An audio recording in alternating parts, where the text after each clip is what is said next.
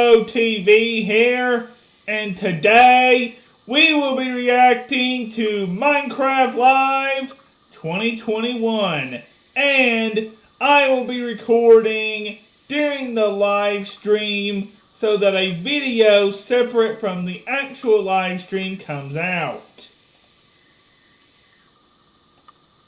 Alright, so we have to stay on this page until the actual event starts, and then I will start hitting the record button when the actual event starts, because there is going to be an individual video that comes out where you see my reaction separate from the live stream. I'm going to be watching every single thing, even if Bedrock to me is the least interesting part, then I will still watch it.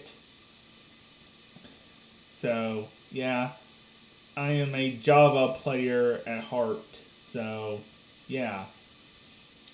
I really don't know what to expect from this event. I know we're probably going to see a little bit more from Caves and Cliffs Part 2. We're going to be voting on the Glare, the Alley, or the Copper Golem. You guys make your own choice there. And then maybe we'll see some other stuff for Minecraft Dungeons and Minecraft Java Edition and Minecraft just overall and how everything is going. So, I'm excited, and I can't wait to see who wins. I'll accept whatever mob wins. It really doesn't matter. So, yeah. I really just like the idea of the Copper Golem being connected to archaeology, which is supposed to come sometime in the future.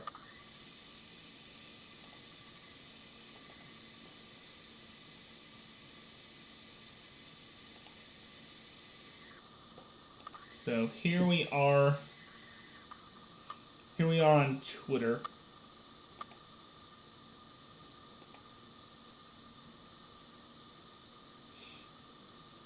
Now I do have a little bit of allergies, so I'm sorry about that. Here we are on Twitter. Now we have to vote on Twitter here.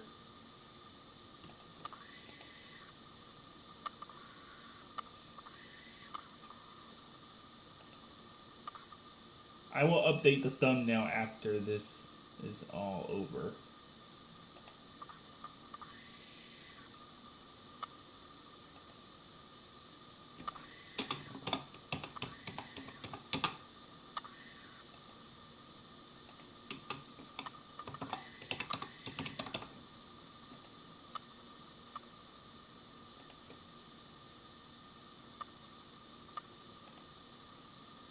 It is about to start.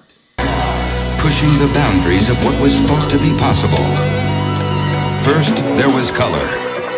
Then, there was sound. Then, 3D and CinemaScope. Now, we bring you Minecraft Live in the most exciting cinema technique in broadcast history. Quadromorphic Endervision. A new and thrilling way to experience Minecraft Live that will dazzle and mesmerize you completely. 4 times more color. 4 times the entertainment. And 4 times more unpredictable. On October 16th, will you be prepared? Just get a load of what our experts have been working on around the clock. Okay, I've already seen this like 20 million times.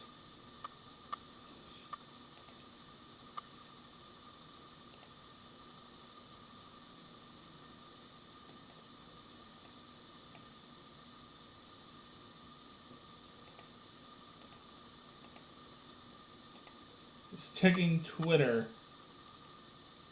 Twitter.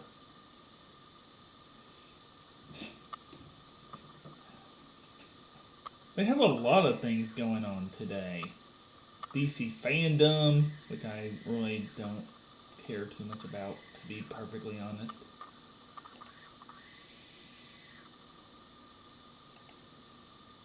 Care about Minecraft Live.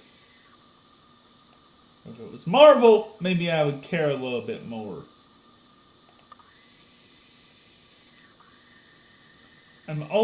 You know what I'm always nervous about when it comes to Minecraft Live? Whether I'm going to miss it or not, because it always comes about the time that I get ready to go on a break. Like, a big break for some time during this part of the year. So it always comes in September, October. In this case, very close, not very far from November. Here, it did come in November once. I remember, like the first live streamed event was Minecraft Live 2017. I remember that.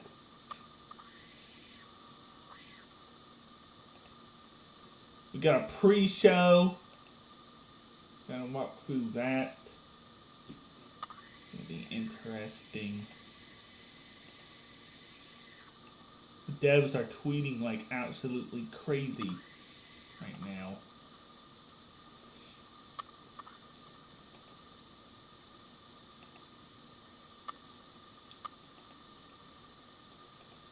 Perhaps most people will watch this after the fact.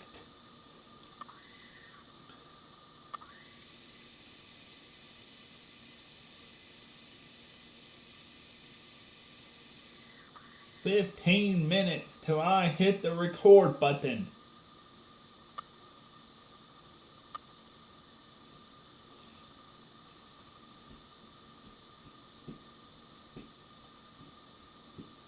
Really don't know. Alright, if you guys don't know, this is my chance to promote the fact that I have a second channel here named Aquatic Let's Plays and Reviews. And that is where you will catch any Minecraft Live news as well. This is just the reason it's streamed on here is more people tend to watch here on Legoshowtv. So, yeah. More people tend to watch here on this channel than the other one. It seems like.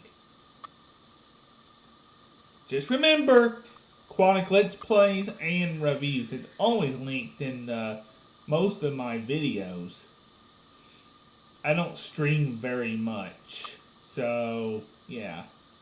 I should try to do that in the future if I get, like, time. Maybe I should start streaming more. I really don't know. Because there's not much I can stream on here. Because I can't, stream me filming. That's not possible. Because I don't get good internet in my filming room. So, yeah.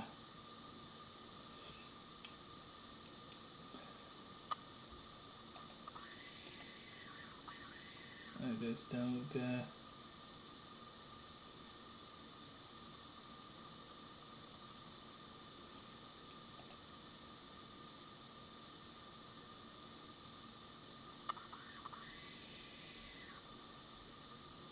I'm going to get my phone here.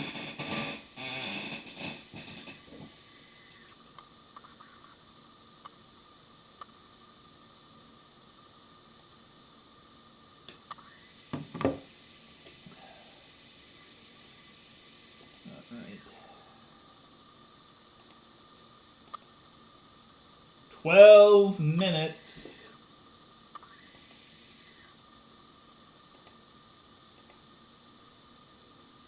And then I have to be quiet because I'll be recording.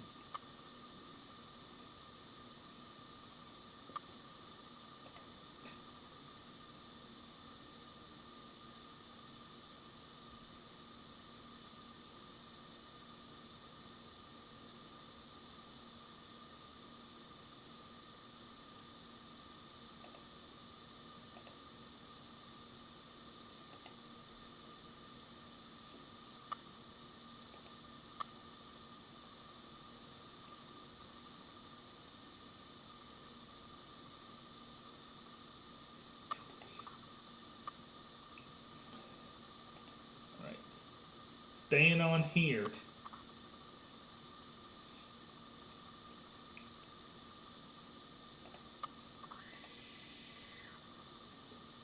I'm also going to share.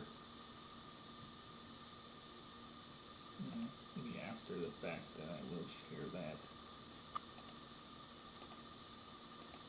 to Facebook.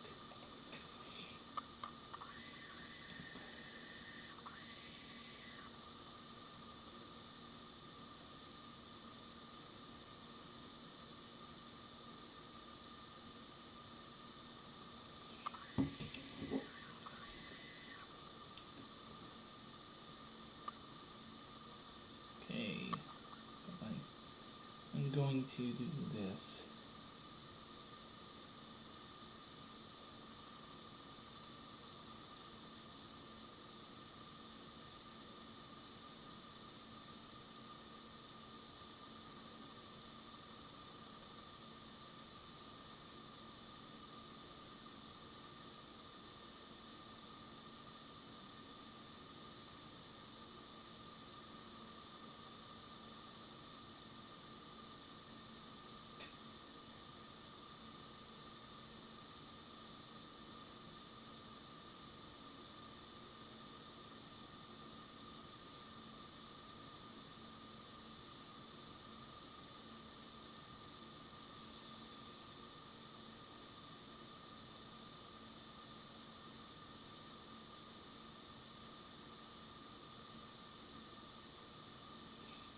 I am sending out a thing on Instagram.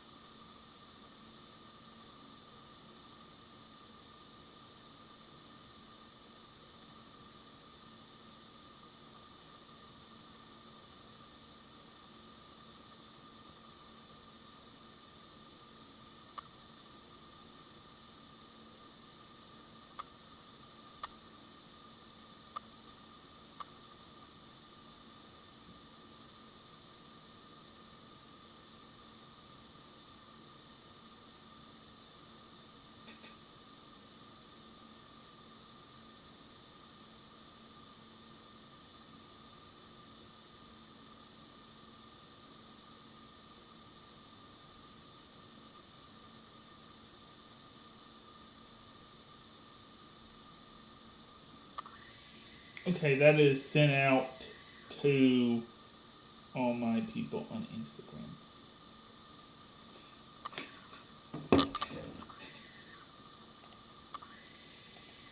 There is somebody in chat. Hello!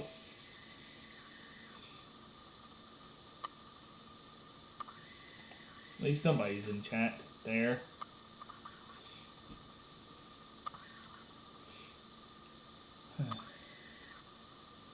Come on, 8 minutes! 8 minutes now.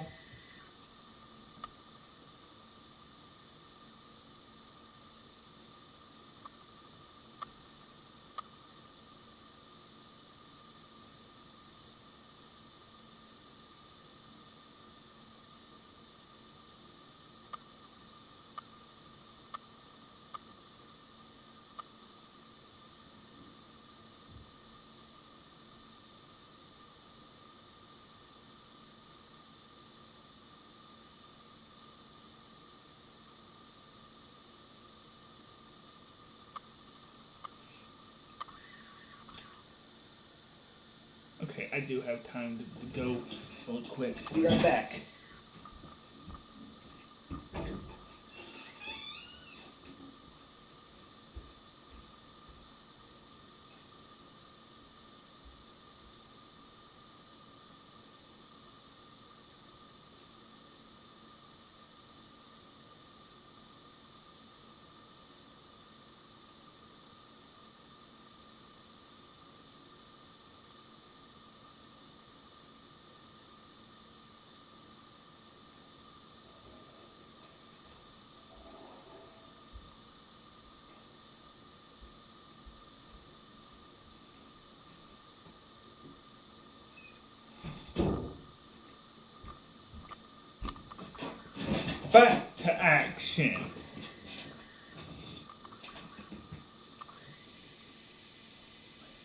6 minutes.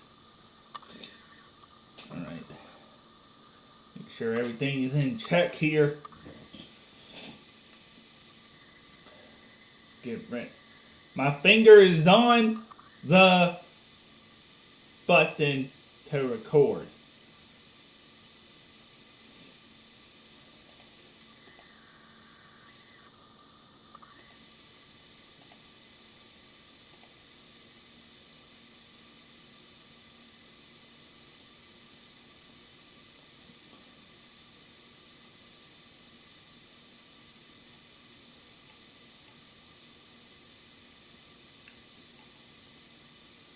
Last minute looks.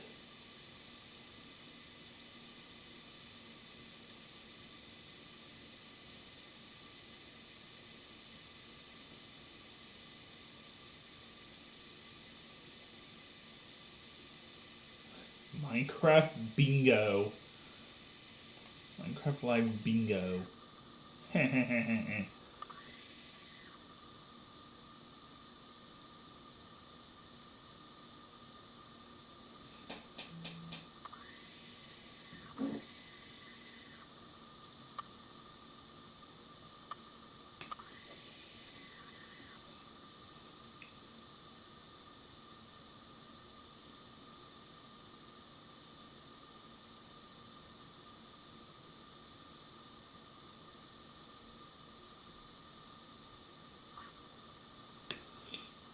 Okay.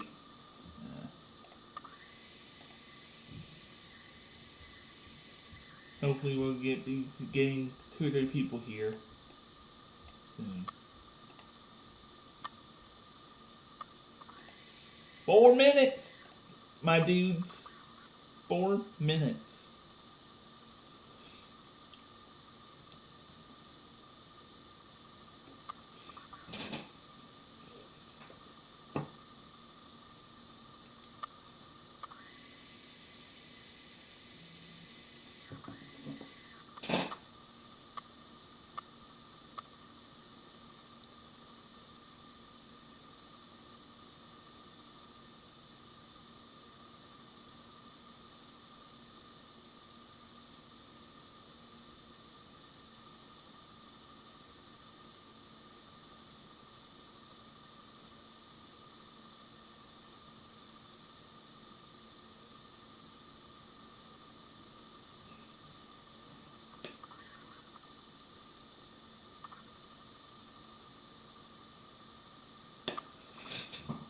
Three minutes. Instagram is buzzing. Whew.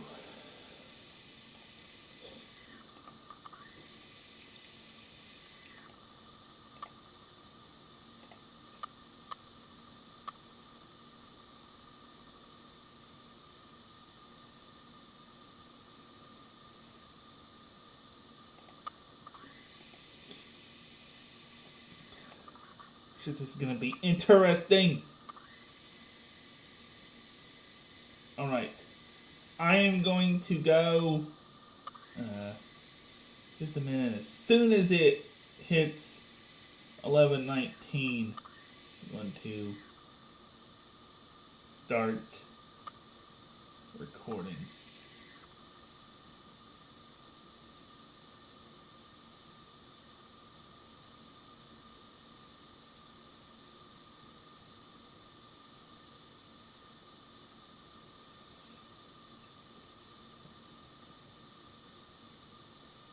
Hopefully this works.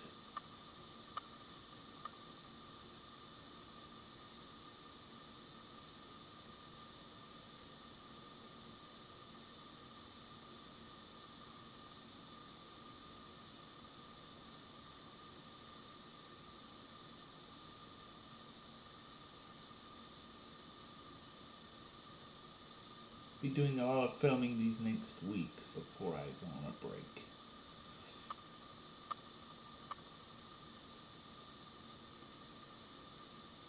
Holy cow, 1 minute left!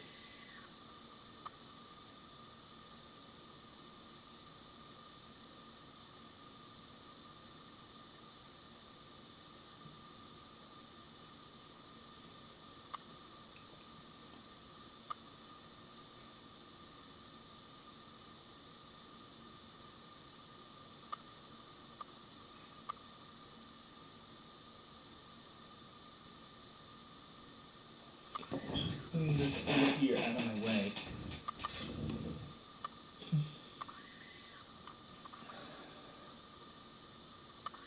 I may not have time to look at the chat once I start recording.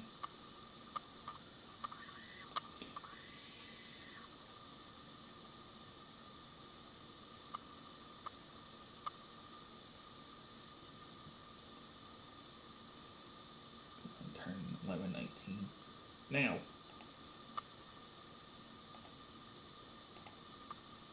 It's almost go time! It's almost go time, guys.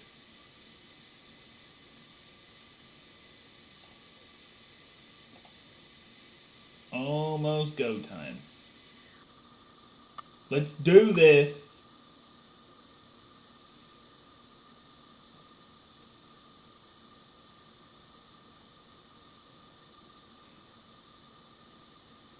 It's 11.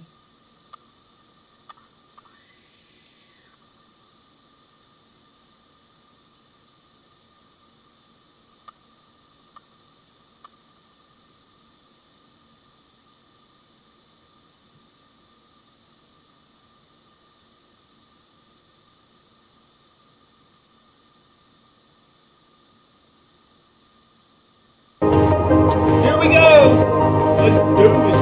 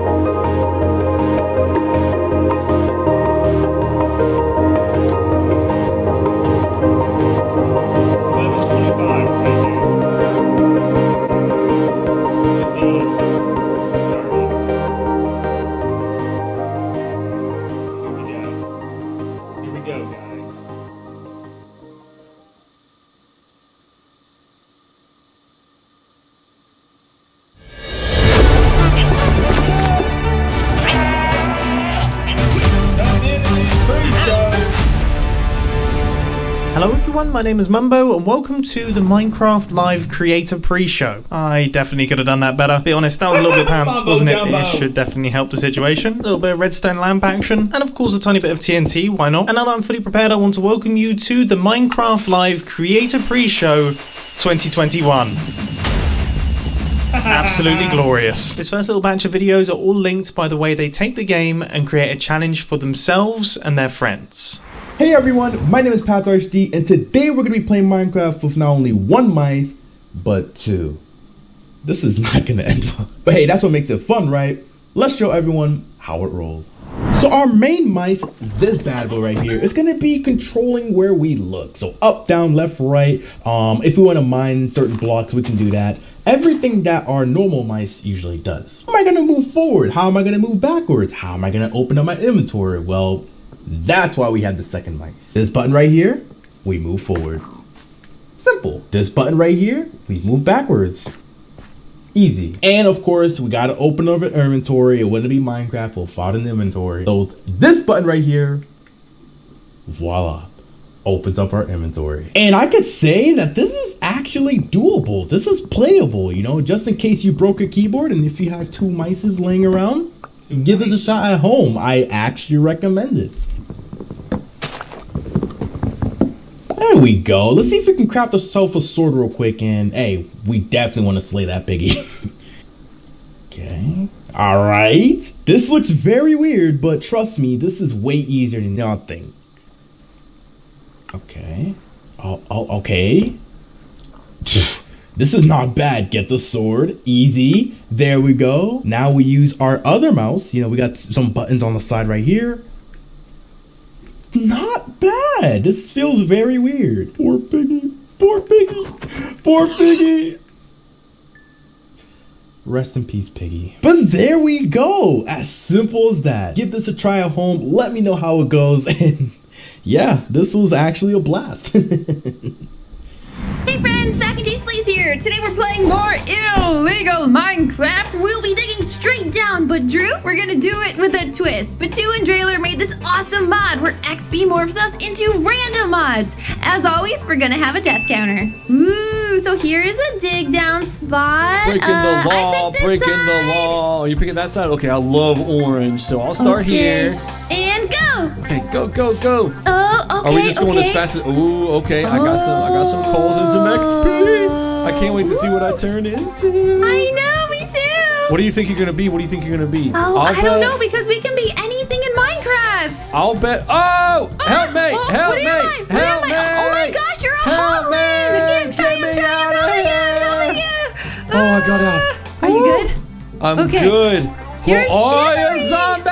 Run! I'm a zombie. Run! You're a zombie! Get me out of this place! Oh my goodness! There's more. Ah! Why am I on fire? Oh, the sunshine. Sun. Yeah, sunshine. You're gonna get out of there. Get out of there. Come on. Oh, I gotta go deeper. Holy smoke! Oh, what look, do Mac. Look down. Whoa! Yeah, look. Amethyst. Wow, this place is so pretty. Hold on. I gotta get down there because I'm a pig, You right? have to dig 4 down. Look at this area. Oh my gosh. Look at all this amethyst. There's so much. There is. Okay. Those don't give us XP, so we gotta keep digging down because only when our XP bar fills do we get to morph. Oh my gosh, look at you.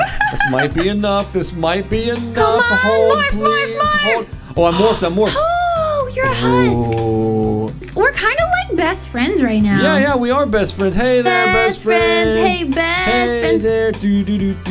Okay. I'm just excited that I no longer have to dig 4 blocks. Oh, I have a lot more coal. I might morph again. You have so much more on your side. I want some. Oh yeah. Share the wealth, man. Yeah, Share the wealth. Yeah, take some. Let's see what you become. Oh, I'm about to morph. I know it. One more. Okay. Maybe. Oh, what am I? Wait. You're turtle.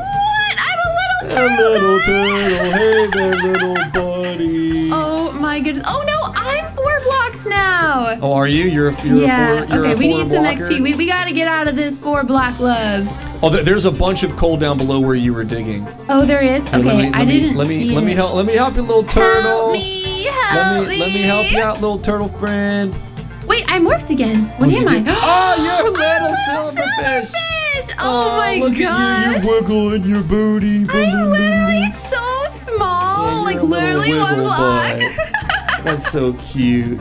Alright, I'm trying. We're morphing. Oh, what did I get? What did I get? Oh, you're a stray. I'm a stray. I'm still a little silverfish guy. I'm so small. Oh, you got some good stuff coming, I man. do?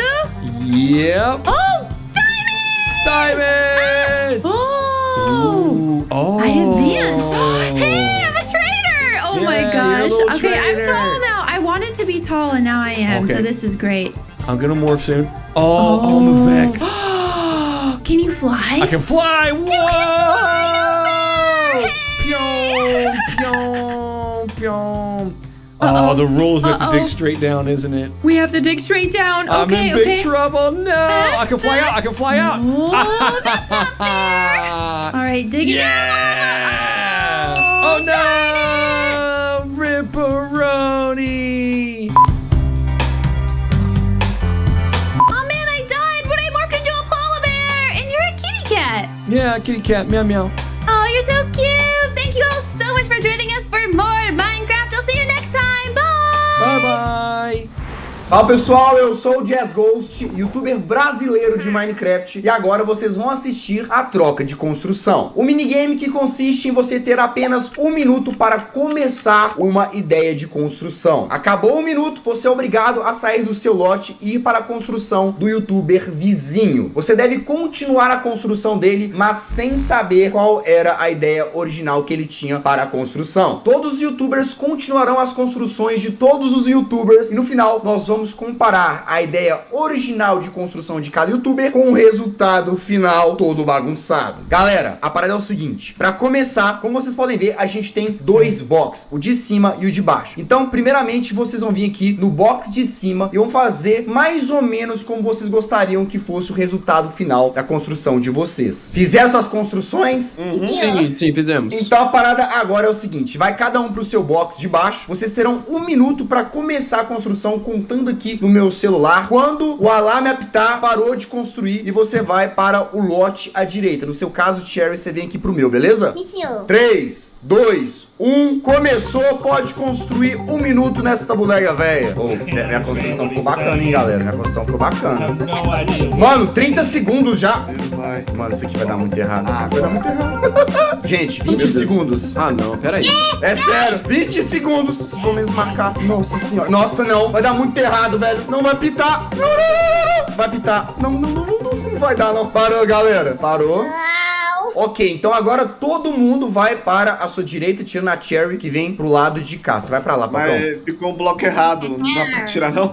Eu posso tirar pra você, pera aí. Que é isso aqui, mano? Ah, Cherry, aí... Oxe. Vamos não, lá. Cherry, aí isso dá... Aí... Que é? 3, que é? 2, 1, valendo. Continue a construção do amiguinho, galera. Nossa, talvez eu consiga salvar a construção da Cherry, mano, porque eu entendi, por incrível que pareça, que possa ser isso, por causa do bloco. Spock, o que você tentou fazer? Não pode falar, é secreto, segredo. Vou te dar uma dica do seu. Eu não posso falar qualquer ideia da minha construção. Então a Cherry de verdade, a Cherry tá de brincadeira, não é possível. Vamos lá, galera, 20 segundos. Como assim 20 segundos? Tá acabando já tá acabando já. Ah, ele tá de brincadeira, tá zoando. 10 segundos, 10 segundos. 7, 5, 4, 3. Não vai dar, não. Nossa, não tô fazendo nada do Spock. Acabou. Parou. Tempo finalizado. Vamos para a sala à direita. Eu entro aqui agora na sala vermelha. Que é isso? Nossa, mano. Daqui eu já sei o que Isso é. que já. tá torto, queria falar nada não. Mas isso aqui vocês já acabaram. Tá, vai. 3, 2, 1, continuou. Não, ô Jazz, desculpa, mano, já trollaram já, velho. O seu já trollaram, não tem como. Eu nem passei pelo do Jazz ainda, Se mano. trollou foi a Cherry. Não trolei nada, não. Não, é que foi a Cherry, né? Nossa, velho. Pedrinho, vão acabar com essa construção. Você é o vermelho, não é? Qual é, mané? Qual é? Não Nossa, brinca que eu não. faço. 20 segundos. Ah, Wanda, não. Mano, é muito complicado construir achando. 5 segundos. 3, 2, 1. Tempo encerrado. Agora a gente vai fazer a última troca de salas. Para é o seguinte, galera. Última troca de salas. A ideia é terminar a construção mesmo agora, de todo mundo, sacou? E aí a gente vai fazer um comparativo entre a ideia original e o que isso aqui se tornou. 3, 2, 1, bora. Mano, vocês já acabaram esse aqui. É acertando o meu. O que vocês fizeram, mano? Ah, não, velho. Se a Cherry falou que tá fofa, é que mudou seu projeto, né? Galera, pra acabar agora, tá? O da Cherry eu acho que vai ficar o mais próximo, arrisco dizer. Eu acho, Cherry Heart. Vamos lá, gente, os 30 segundos finais. E construir uma guerreira. Gente, 20 segundos. Mano, que guerreira, velho. Que guerreira. Ah, não, mano. Galera, 10 segundos finais. Vou botar só mais um tica-tica aqui pra terminar. Galera, 2, 1, acabou. E assim, todos os participantes passaram por todas as construções e fizeram a sua contribuição. Agora vem a melhor parte de todas, que a gente vai comparar o resultado dessas fusões de construção com a ideia original de cada youtuber. Vocês estão preparados? Podem sair dos box pra gente poder ver. Nossa, velho!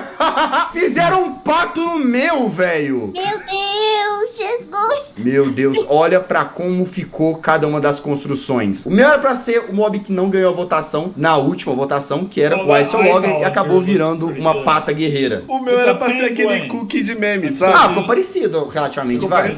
O meu era pra ser o esqueleto afogado que ficava no Que doido! afogados.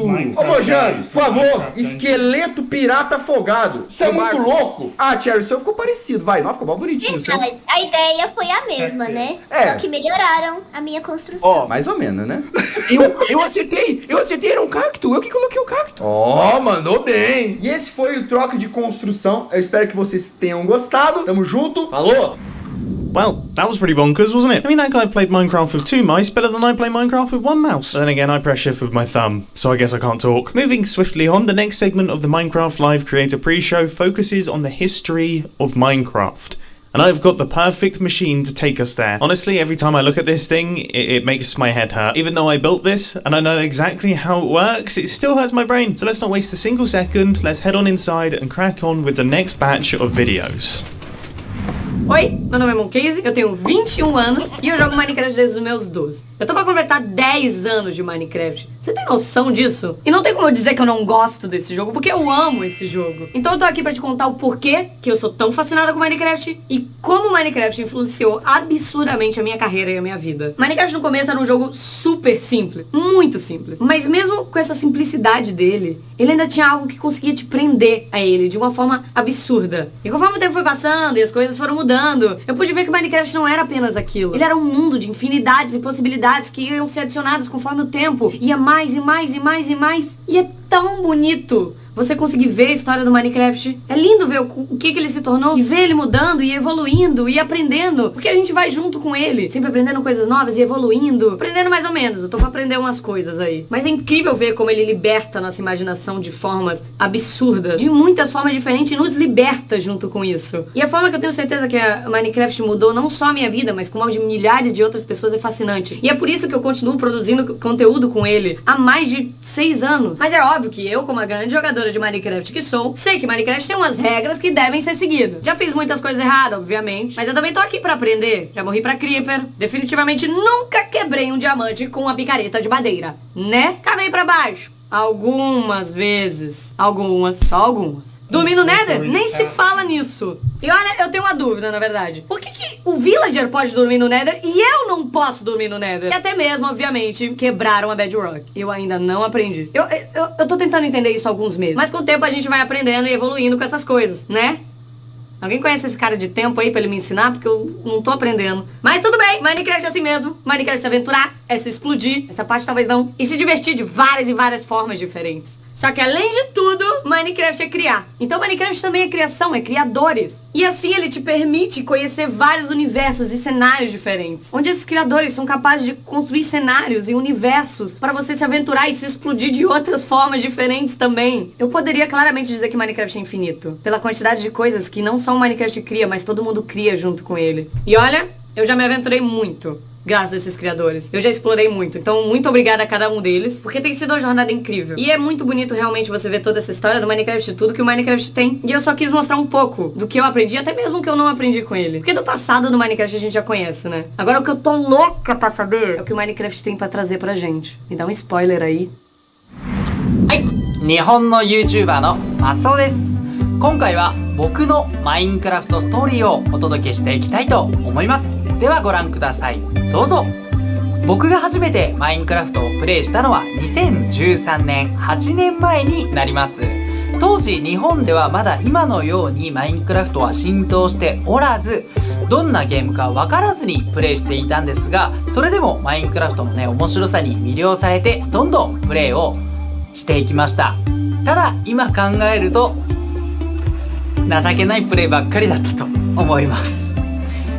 ただそんな僕でもなんとかエンダードラゴンを討伐することに成功し、さらにマインクラフトを通じて友達もできました。アメリカ人の、友達トニーと共に宇宙を目指して旅をしたり、月を目指してロケットで冒険をしたりもしました。その他にも危険なモンスターとの戦いを通じてマインクラフトの奥深さをさらに知っていきました。それ以外にもね、建築も楽しくプレイをしたり、このマスオの代名詞マグマダイブ、まさかのマグマにダイブをしてしまいまして、これは日本の方たちに楽しんでもらえたようです。その他にもマインクラフトは様々な形で僕を楽しませてくれました。マインクラフト PE、 そしてマインクラフトストーリーモード、懐かしいですね。そしてマインクラフトダンジョンズ、さらにはそしてなんとスウェーデンのマインクラフト本社へも行くことができ、世界のねマインクラフトの友達もでき、さらにはマインコンライブでサブ MC をさせていただくという本当にかけがえのない素晴らしい体験をマインクラフトを通じてできました。これからもたくさんの楽しい経験をさせていただこうと思いますので、ぜひよろしくお願いします。僕のマインクラフトストーリーご視聴いただき本当にありがとうございました。Así comenzó Minecraft. Podías poner nada más piedra, había estos Steve por todo el mundo corriendo y brincando. La verdad, este fue el inicio de este maravilloso juego. Después continuó la versión clásica 0.30 de Minecraft, en la que podíamos poner bastante tipo de bloques, empezar a construir y a tener creatividad. Claramente podíamos activar y desactivar la lluvia con un solo botón, y esto era bastante interesante para aquellos tiempos de Minecraft. Posterior a ello ya existía el modo supervivencia, ya podíamos recolectar esa madera y por supuesto ya había animales en el juego. Todo empezaba a formarse, a verse muy espectacular. Conforme seguía avanzando el juego podíamos tener esta tercera persona que estaba lateral. Sí chicos, en estas versiones era la única manera de poder tener esta cámara de Minecraft, y después de ello ya nunca volvió a existir en el juego. En el año de 2010, en la actualización de Halloween, podíamos obtener por primera vez el acceso al Nether. Claro que sí, esta versión de Halloween nos trajo esta maravillosa nueva dimensión. Llegando a la beta 1.8, dio inicio la actualización de aventura, que ya traía en sí el modo creativo para construir. También las aldeas ya estaban disponibles, sin embargo todavía no tenían aldeanos. Las grietas fueron añadidas, los desiertos y las planicies ya eran más grandes. Posteriormente comenzando la segunda actualización de aventura, y sí, da inicio la nueva dimensión de El Fin, dándose a conocer el primer jefe del juego, el dragón del End. No pasaron muchas versiones para que llegara la actualización bastante aterradora, así se llamaba, en la que por fin teníamos el segundo jefe del juego, el Wither. La actualización de exploración, en la que añadieron mapas para poder navegar, las maravillosas mansiones con sus respectivos habitantes. Después de ello llegó la actualización acuática, con delfines, nuevos biomas marinos como coral, algas y hierbas marinas. La actualización que le dio vida al océano completamente y nuevas aventuras. Llegando después Village and Pillage, que traía muchas mejoras para las aldeas, pero mi parte favorita, los pandas. ¿A poco no son hermosos? La actualización Abejas Zumbantes nos ofreció una nueva forma de ver los bosques. Con estas hermosas criaturas las abejas que dan mucha alegría al juego. Minecraft ya había evolucionado mucho y faltaba la actualización del Nether, que llega a Minecraft para sorprendernos, añadiendo demasiadas cosas nuevas en el Nether para explorar y muchos nuevos peligros. Finalmente teniendo Minecraft en la actualidad con estas criaturas hermosas, los ajolotes, cuevas asombrosas y muchas cosas por explorar. Más de 10 años de Minecraft en pocos minutos. Well, that made me feel old. I remember pretty much all of those Minecraft updates. When I first started playing, beds had only just been introduced. I mean, can you imagine playing Minecraft without any beds? Anyway, this last section is a showcase of big community games. And I've created my own little game right here. Let's see, how good is my aim? The pressure is on. That didn't happen. Let's see if I can get this first try. There it is. Yeah, I can promise you that the community games that are about to be showcased are far, far better than whatever this is.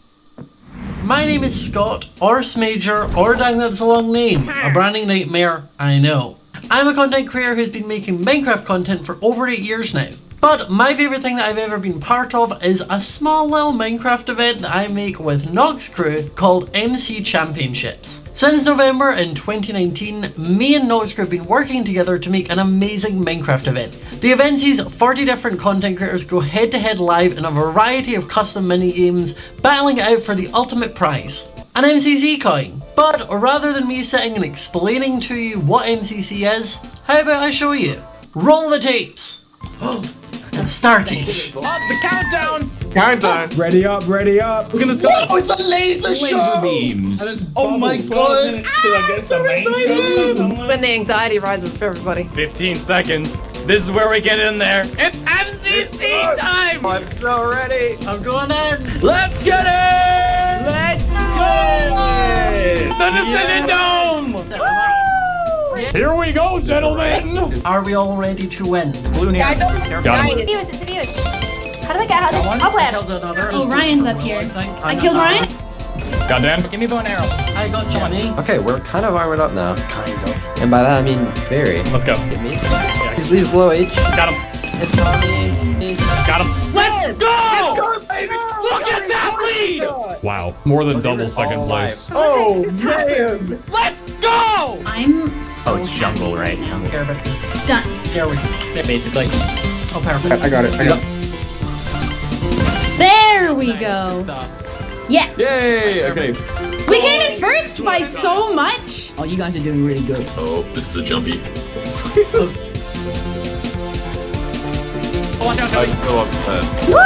We're just I love that. We're vibing. Just having a great time. Having a grand old day. Just with some pals. Blue. Middle's the wave. Midlet. There we go. You got this. Green. Green. 3P! Right. I'm ready, dude. Let's do it. Let's do this. Go middle. Got Aaron. Got hit off. I got Fundy. Kill falls.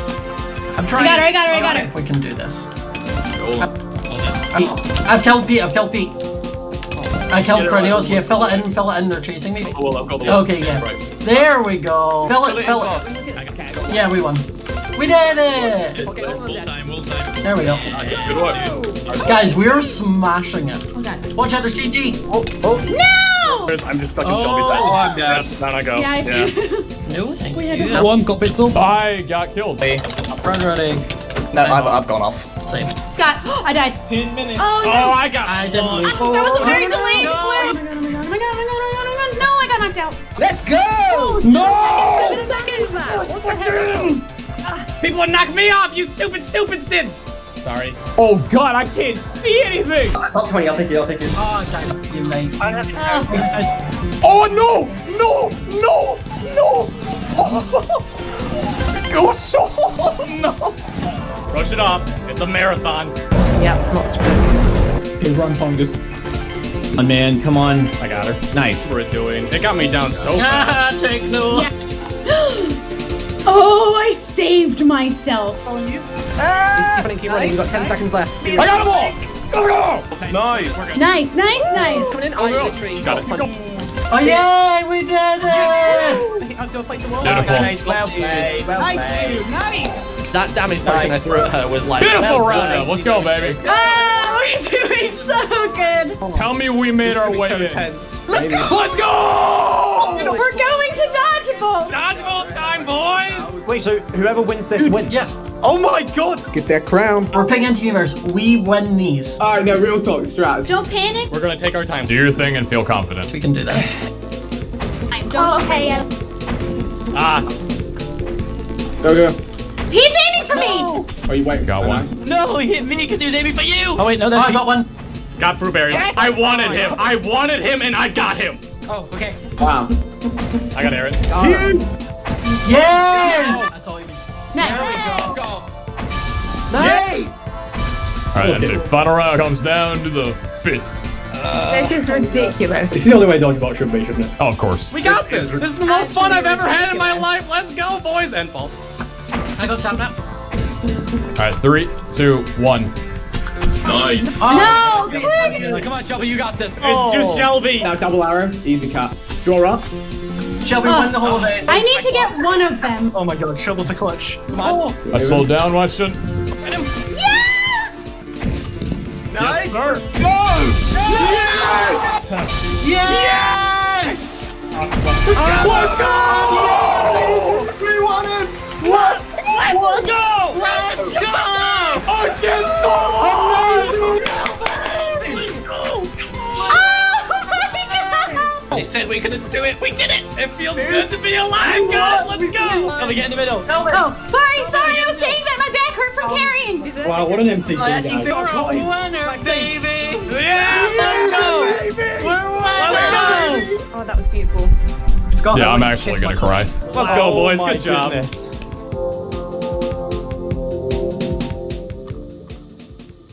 If you enjoyed the video and want to see some of your favourite content creators battle out head to head, you can tune in to the next MCC, which is next Saturday on the 23rd of October at 8 PM BST. Bye! El siguiente video está dedicado a toda la comunidad hispanohablante, pues es un honor para mí poder representarlos y además traerlos a esta Minecraft Live. 3, 2, 1... Todos adentro. Metemos 200 jugadores en la escuela, en una prisión de máxima seguridad, en 200 islas imposibles de Skyblock, en el sistema solar, en un parque de diversiones, en Latinoamérica, a construir una ciudad entera, en las Olimpiadas donde todos representarán un país, donde deberán de sobrevivir, en la luna, tendrán que pasar por muchos retos. Elige la siguiente.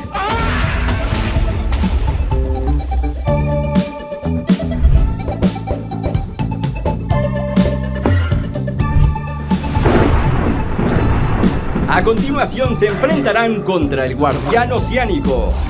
El primero que salte de este avión con vida y pase por los obstáculos de litras podrá ganar el premio. ¡Tenemos un ganador! Está cerca, lo hace, lo ha conseguido. Todos tendrán que escapar de este barco y tener cuidado con el agua. Uy, ya tenemos a muchos jugadores eliminados porque se están cayendo.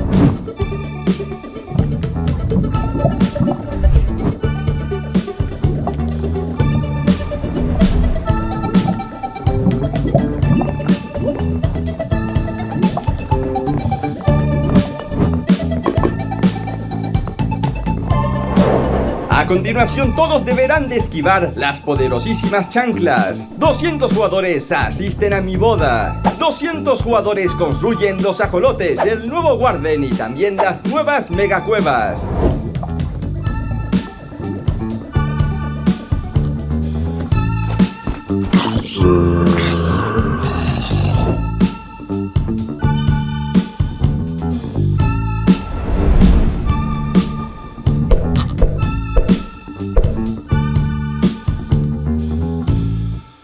Thanks to my community for so many moments shared in this event. You teach me, you challenge me, you inspire me. Thank you, Mojang, for allowing us to be part of the Minecraft history. Let's keep growing this beautiful community.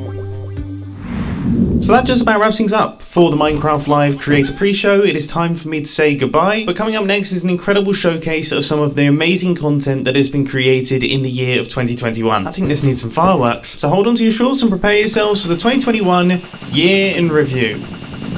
Glow squid! Glowy! Glow. Oh, and an axolotl! I win! 哎呀，这个就是正好天王啊！没事，兄弟们，拿上我的极天大圣金箍棒，棒它就完事了，兄弟们。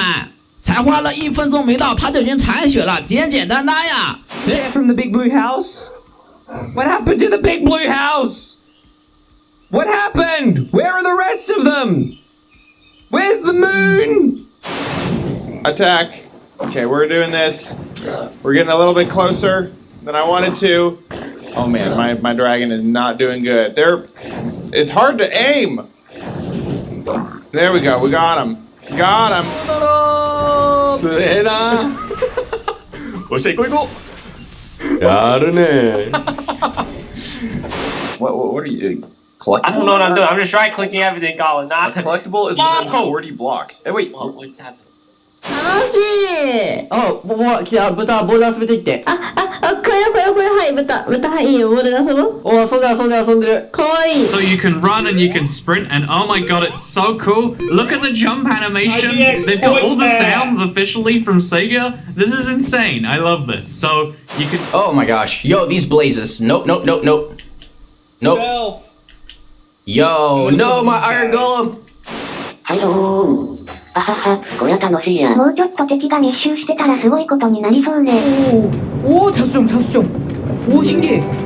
우와. 헐. 잠깐만, 소리 봐봐. 소리 들어보세요, 여러분. 마크 소리 최대로 한번 해볼게요. 너무 신비하지 않아? Why that thing? What did I do to deserve this? No! Run away. Okay, and die. Come on. Just nuke it down. It's dead. With the ray tracing, it helps make everything look way brighter. It just makes everything pop. And technically speaking, you could have the ray tracing on and have another texture. So if that texture that you already have on is already kind of realistic enough and you go ahead and you throw ray tracing on it, it would look pretty dope.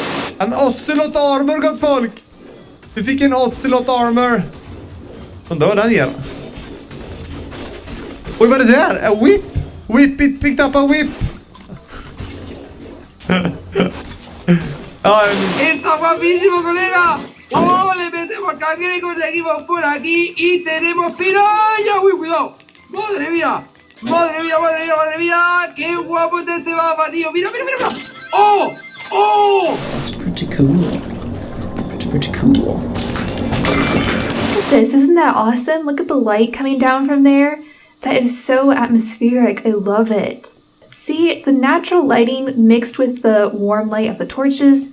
I just love the atmosphere it makes. Ooh. That has a completely different vibe. 喂，他进去了！哇，他进去了！自投罗网，这你还不死啊？ A minute, guys. Yo, To the actual I'm a thing, minion. Oh, okay. Hello. Sneak around the sides. Echo Soldier. Det är jätten! Jättegärna! Titta, det är jätten! Titta! Kan du inte tämja dem då? 와, han skriker! 그린 헤어져! 이거 뭐야? 옆으로 보는 2D 같은 게임 생각했는데 이런 식으로 된다고 진행이? 오! 아, 나 때려버리기! 오케이! 아, 360도 도는 게 이렇게 표현이 돼? 아, 잠깐만요. 아하! Mira, estamos construyendo todos. Vamos a hacer constructores. やばい火がめっちゃついてるか。ほんとだ。待って。これ何これまた。これ何無理やり消えた。今のうち。待って。行くしかない。お、これ落ちた。待って。絶対落ちんだよ。 This is one of my favorites. This is a pool table. My design of a pool table here. We've got our little holes that the balls can fall into. We've got a ball here. I see. Sam. Oh, no. Help! Oh, I got him. I'm done. Oh god, don't die. No! Oh my god.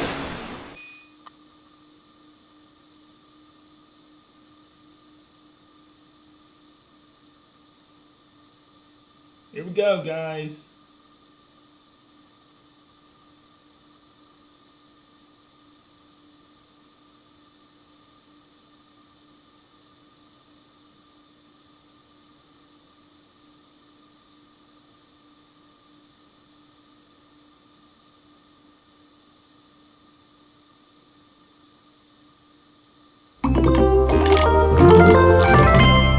Go!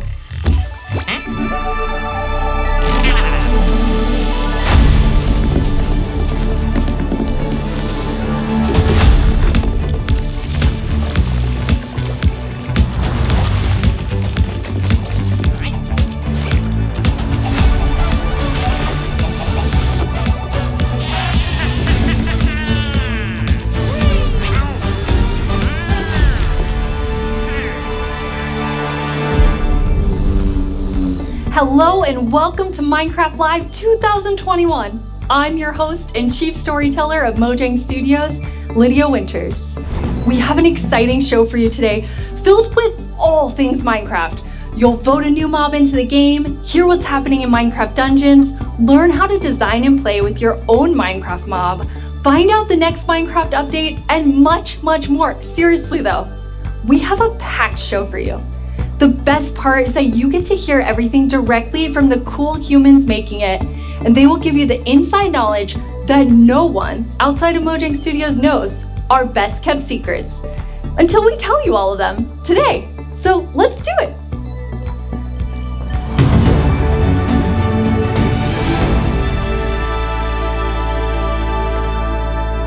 Our social team will be tweeting throughout the show and want to know what you think about everything we announce.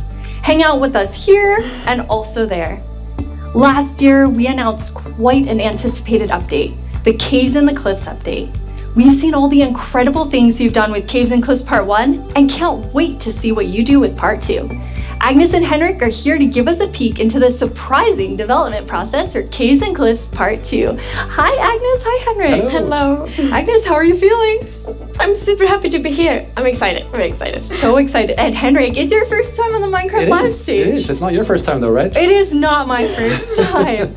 You two are going to tell us about Caves and Cliffs Part 2, and the thing that I think is the most amazing is how involved and how essential the community was to making it.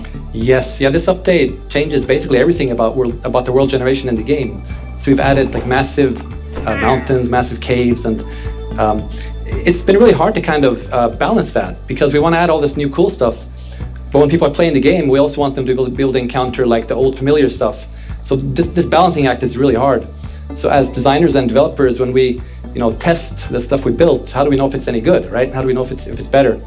So we've needed a lot of help, and we've definitely gotten it.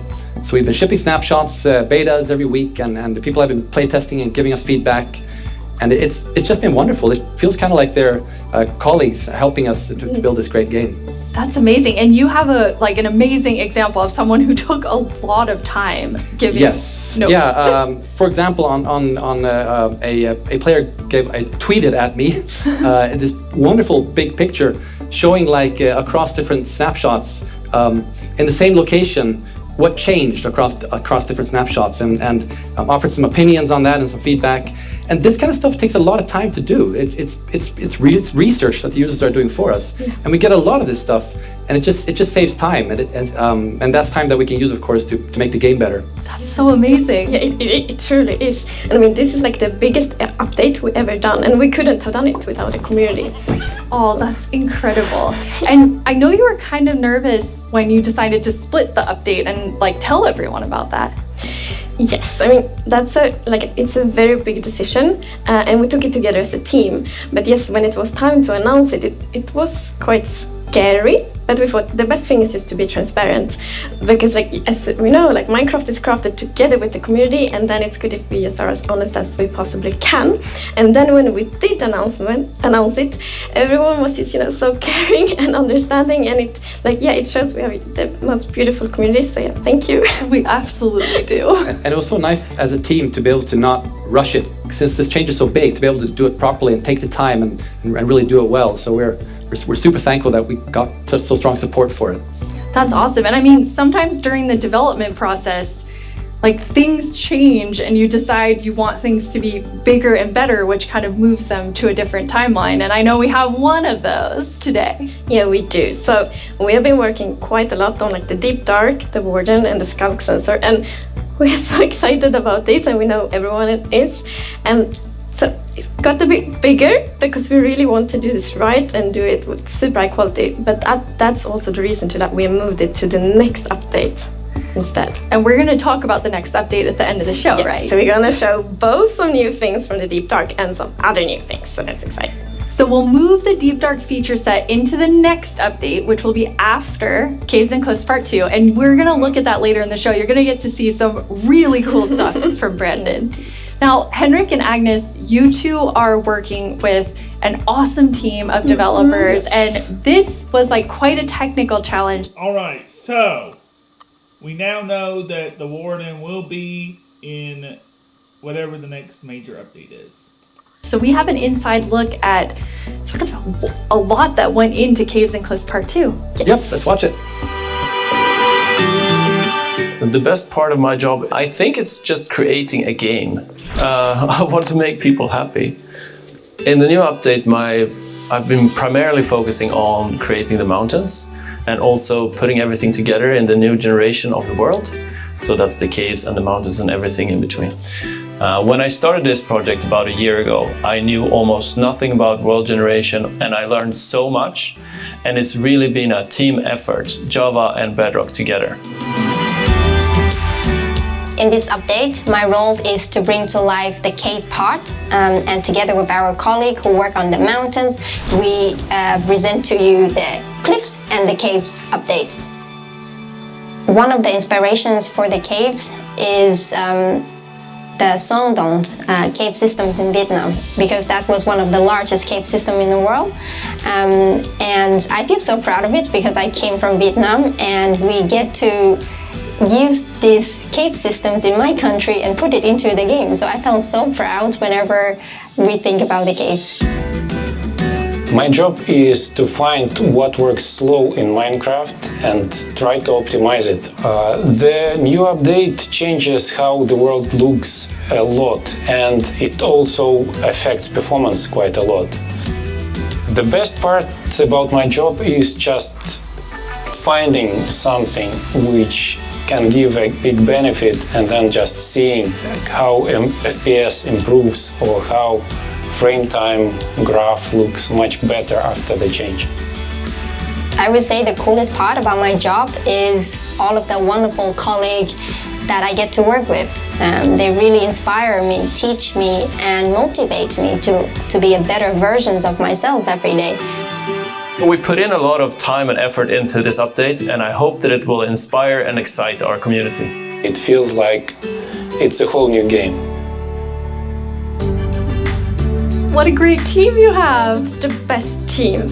And now we have been working on Caves and Cliffs Part 2. It's been so beautiful to see how everyone collaborated, like all the different roles, like Bedrock developers, Java developers, designers, artists, sound, and so on. So yeah, it's been so good. Because when you get a diverse group of people together in a room like that, even if it's a digital room, I guess, then and all focused on one thing like this, it feels like there's no problem you can't solve. Plus, it's fun. That's amazing. And then you add our community. They're doing bug tracking. They're just everywhere giving us notes and feedback and telling us what's working. So you add that to an amazing team, and it's really incredible. We really want actually to highlight everyone that helps us with the public bug tracker we have. So many players report bugs, and then we also have the moderators and helpers, and they help us so much with like categorizing, finding duplicates, asking for additional information, and it's extraordinarily helpful. We have a really amazing community. Now, you two have been, and actually the whole team has been just kind of sharing images and seeds as you're finding things, and you put together some really awesome worlds for us to look at. We did.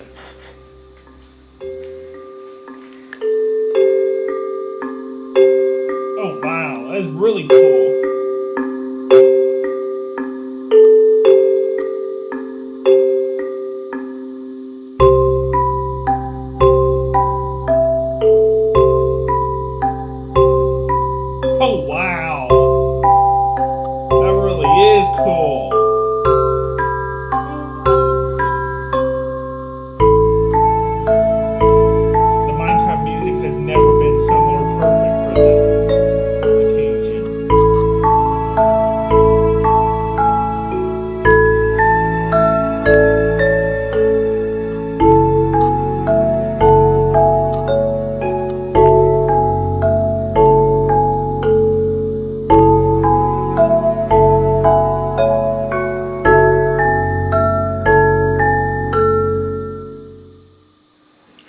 Wow, they're beautiful. Yeah, what's interesting about this is when you look at that video, like initially the plan was just big mountains and or natural looking cool mountains and caves, but as we started working on it, the scope kind of grew because we realized that we need to change all the terrain to make this all fit together.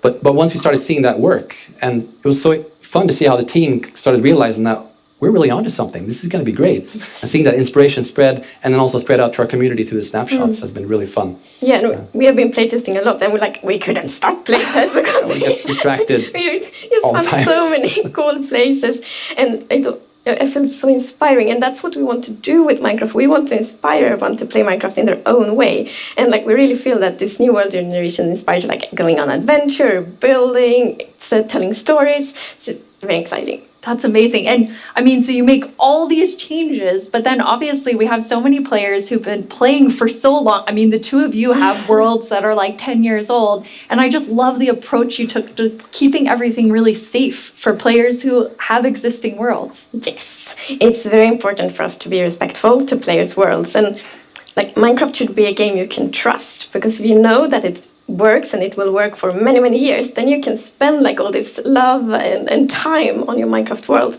So in Caves and Cliffs Part 2, we have actually done two things mainly to make sure that everything works well. And the first thing is blending. So as you can see in the picture here, to the left we don't have blending. So then when you update your old world to the new world generation, it would just be like an ugly edge. But now, with blending, it's actually all smooth and pretty. That's beautiful. That makes a huge difference.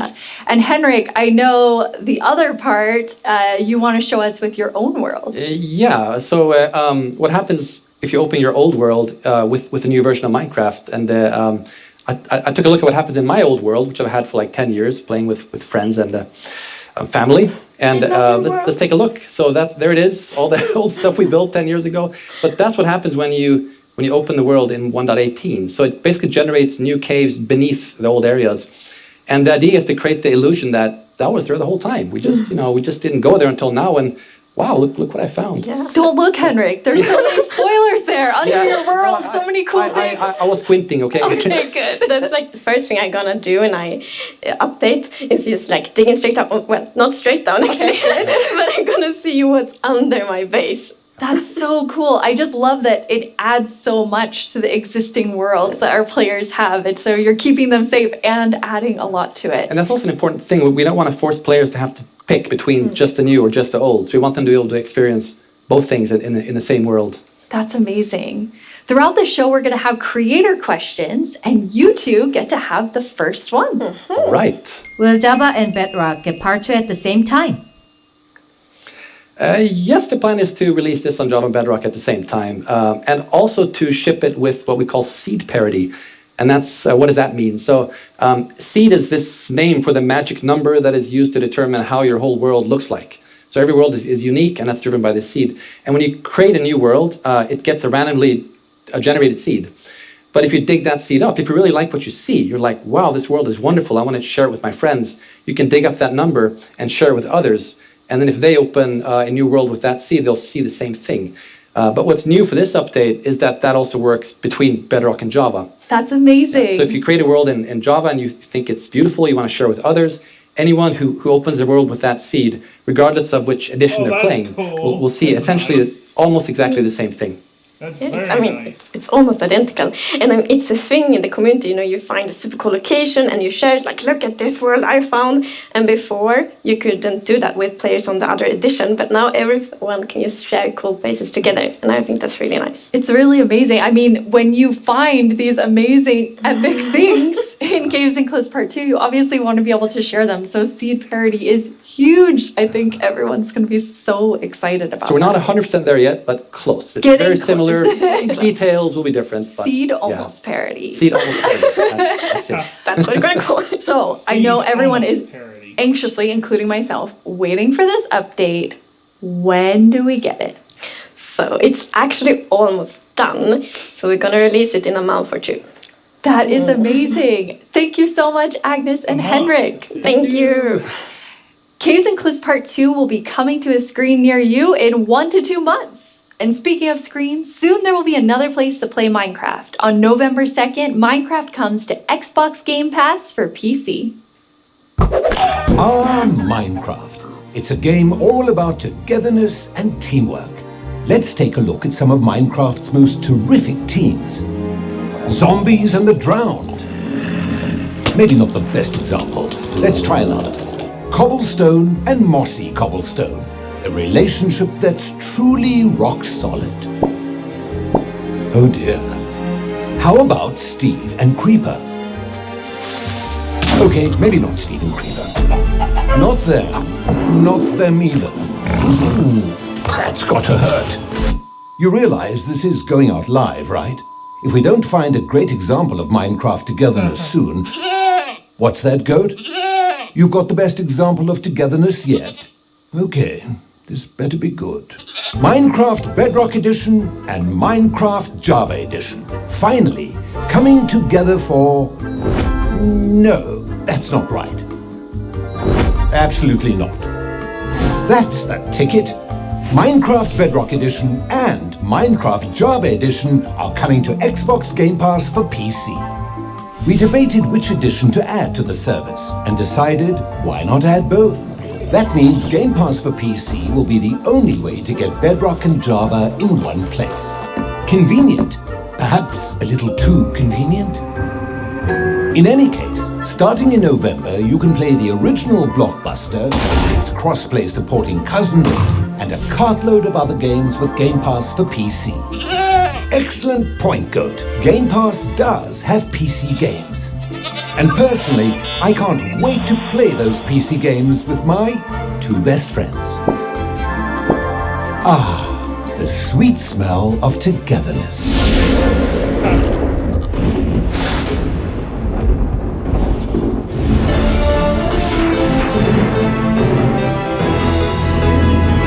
Hello, Minecrafters of the world. I'm Vubui, and I'm back yet again to help guide you through this year's incredibly important and potentially life-altering vote. Remember the Phantom? For an amazing mob that will be added to Minecraft. For those of you who haven't been a part of Minecraft Live before, here's how it works. Our developers came up with 3 different mobs that they think could potentially be a great addition to Minecraft for a variety of reasons. But you, the community of Minecraft players around the world, get to decide which one gets further developed and brought into the game in a future update, and which ones will live on only in our hearts as what could have been. Like you, little baby. I'll never forget you. Moving on.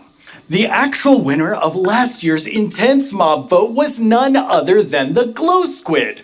If you haven't run into these majestic creatures swimming around under the stars on a clear night, you are really missing out. But that was last year and this is now. So here's what you need to do. We have 3 mobs for you to choose from, and there will be 2 rounds of voting. The first round, of course, will include all 3 mobs, but one will get voted out. In the second round, there will only be the 2 remaining mobs, then just one winner in the end. As in previous years, the vote will happen on Twitter. So if you don't already have an account, you'll need to quickly make one. And if you do have an account, make sure you're logged in. Then when I tell you it's time to vote, go to the Minecraft Twitter account and check out the live voting poll with all 3 mob options. Pick the one you want to see added to Minecraft and click to cast your vote. That's it. It's like super easy. Well, the clicking part is easy. The choosing part, considerably more difficult. Now that you know what to do, let's go over your options. And who better to talk about our 3 potential new mobs than someone who is tiny in size, but never in heart, the one, the only, Tiny Jens. Hey, Tiny Jens. So, can you help by telling What? What? I can't hear you. Hold on. Oh. I'll come up to the surface. Okay. We'll just wait. Oi! Watch it there. Can you hear me now? What? I still can't hear you. Hold on. So impatient. Ooh. A little testy. Just. Phew. Oh, Tiny Jens, you made it. Can you tell our viewers all about this year's mobs? I'm actually very busy. I lost Tiny Agnes again. I had retraced my steps, and now I have to go all the way back down there. Oh, I'm sorry about that. But don't worry. I know someone who can fill in for me. Great. Thanks. Oh, okay. Bye, Tiny Jens. Jens, you're here. Hi, Boo. Hello. Hello. Welcome. Thank you. I guess Tiny Jens sent you while he looks for Tiny Agnes once again. Exactly. It's a tough job. It really is. Yes. Well, since you're here, can you please tell everyone all about this year's mobs? Absolutely. So, as you already mentioned, the team came up with 3 lovely creatures that we believe that players will enjoy interacting with. And they are the Glare, the Lay, and the Copper Golem. Those all sound really cool. Absolutely. And to begin with, we have the Glare, which is it's a creature that flies around and doesn't really like dark areas because it knows that in dark areas there might be monsters spawning. Yes. So naturally it goes to those areas and gets really grumpy about it, and that is to bring that player's attention so that the problem can be fixed. Okay. And we are thinking about ideas that in certain circumstances the Glare may even help you light up these areas to solve your monster spawning problems. The Glare sounds amazing. I'm ready to vote Glare now. Yes, but then we have the LA, which is also a flying, lovely creature that loves music and who doesn't? Nice sounds. And if you give it an item, it will start looking for similar items lying around and bring them to you. Okay. And if you also play on a note block, it will drop the items on that location instead. That's useful. Yes, and we imagine that players can maybe use this to make the LA help you with, I don't know, sorting items or clearing up areas. Yeah. I think there are many possibilities. Okay, so vote LA. I get it. Yes, but then we have the Copper Golem. And as the name implies, it's a golem made out of copper, so it's an excellent use for copper. And it will also interact with you, and since it's made out of copper, it will over time oxidize and maybe turn into a statue. But don't worry, you can deoxidize it using an axe, or it actually carries around a lightning rod on its head, so a lightning strike can also deoxidize it. Wow! In addition, it loves pressing buttons a little bit randomly, specifically copper buttons. But it randomly presses them. Yes, so that can also be used in some interesting contraptions, we believe. That's amazing. So Copper Golem, LA, Glare, all sound good. How do people choose? I think it's going to be quite difficult. But you've given them a lot to think about. So I think people will figure out what they like the most. Yes. Well, thank you so much, Jens, for coming by. I have now a creator question for you. Hola, soy el 997 de México y tengo unas preguntas para ustedes. Primera pregunta, ¿cómo deciden qué mob poner a votación cada año? Segunda pregunta, ¿cómo se le ocurre al equipo cada nuevo mob? Última pregunta, ¿se basan en los comentarios de la comunidad de fans o es inspiración del equipo? Okay, those 3 questions I think everyone who wants to know the answer of. Yeah, well, ideas and inspiration can come from many places. Sometimes it just spontaneously appears when you're walking around in the park, or often you play other games, watching movies, or playing Minecraft. And the community is also a great help. They have so many ideas and they do so many fun things. So we have a lot of ideas to work with, and we need to figure out which ones do we want to do next. And a good way of doing that is actually playing in the game and see which areas that can be improved. I lost my train of thought. There's so many different ways that these ideas come, and that's really exciting to hear. Yeah. So when the community votes on a mob today, that mob is going to move forward towards being in Minecraft. How finished already is that mob, or is there a lot of work to do? Well, of course we have the big concept that we wanted to do. But once we have the mob in the game and see how it interacts with the areas and other mobs and items, that's when you kind of find the last magic little details to make it really great. I like hearing about the last magic details. Well, thanks, Jens. You've given everyone a lot to think about.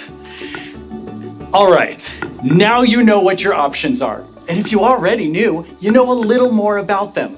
Soon, I'll let you know when the first voting round goes live. For now, let's take a look at something pretty fantastic coming to Minecraft that you don't even have to vote on. Earlier this week, Lydia spoke with Fanny and Quinn from our awesome creator team over in Redmond to get a first look at some interesting things they've been working on. Each year, we show you some of the cool new things made by our creators for Minecraft Marketplace. This year, we're going to do that and show you how to start creating Minecraft things yourself. I finally made my first mob. It's very weird. Fanny and Quinn are here to tell us all about how we can all become creators. Hi, Fanny and Quinn. Hello, Lydia. Hey, Lydia. It's so great to be here. Like, just so exciting to talk about our creators, and what a better place to do it than surrounded by the art that they have created. I know. I walked onto the set and I was like, oh my god, those are Jollycraft skins. Those are Cupcake Brianna. That's Ka Studios. It was so cool just seeing all of their skins and worlds and concepts all on the wall. They are really amazing. I mean, the creativity from our creators, those names, that makes sense now. It's just mind-blowing.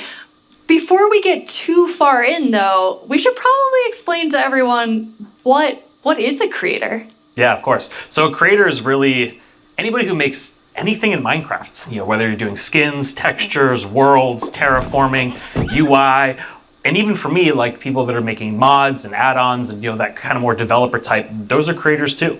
Definitely. For me, the way that I always like to think about it is that a creator is anyone that makes something in Minecraft and then shares it with someone else. And that can be like little Mac sharing it with their friends at school, or that could be a team of creators that sell something in the marketplace. And then everything in between, right? And our mission really is to empower all of them to make whatever their imagination is telling them to do. We want to really give you all the means, documentation, tools to be able to do whatever you want to do. Yeah, it's just such a cool thing to be able to work on, that everybody can be a creator. Mm-hmm. That is so cool. And Fanny, you mentioned tools. I think it's so interesting. Your team is actually building things that creators use to build things on top of. Like, what is your favorite tool that you've made? Oh God, that is such a hard question. We have so many, but I'm going to be a little bit selfish for a second and just pick one that I worked on recently. Like, as a manager, I rarely get the chance to actually write code, which I love doing. And this time we had a game jam, and I actually picked a creator community request, which is like implement a damage command that will help you like do cool effects with other mobs. And I just worked with a designer and we created this together. And I'm so excited to know that the team is actually now taking my code and is going to ship it for real. Very excited about that. Yeah, that's just so cool that you're able to do something just in a game jam, and then it turns into something real that our creators can use. For me, my favorite is the structure animation. Last year we shipped a map called Suburbia by Jiggerbob that is basically this world that you can, you know, manage your city, create plots for commercial, residential, balance your economy, and every single time you place one of those plots, it animates layer by layer by layer, adding just this immersiveness and polish to the map that just makes it, I don't know, above and beyond. That's so cool. I mean, so many of our creators are using the innovative tools that you've made to just like expand what they're working on. And we have some awesome examples of that.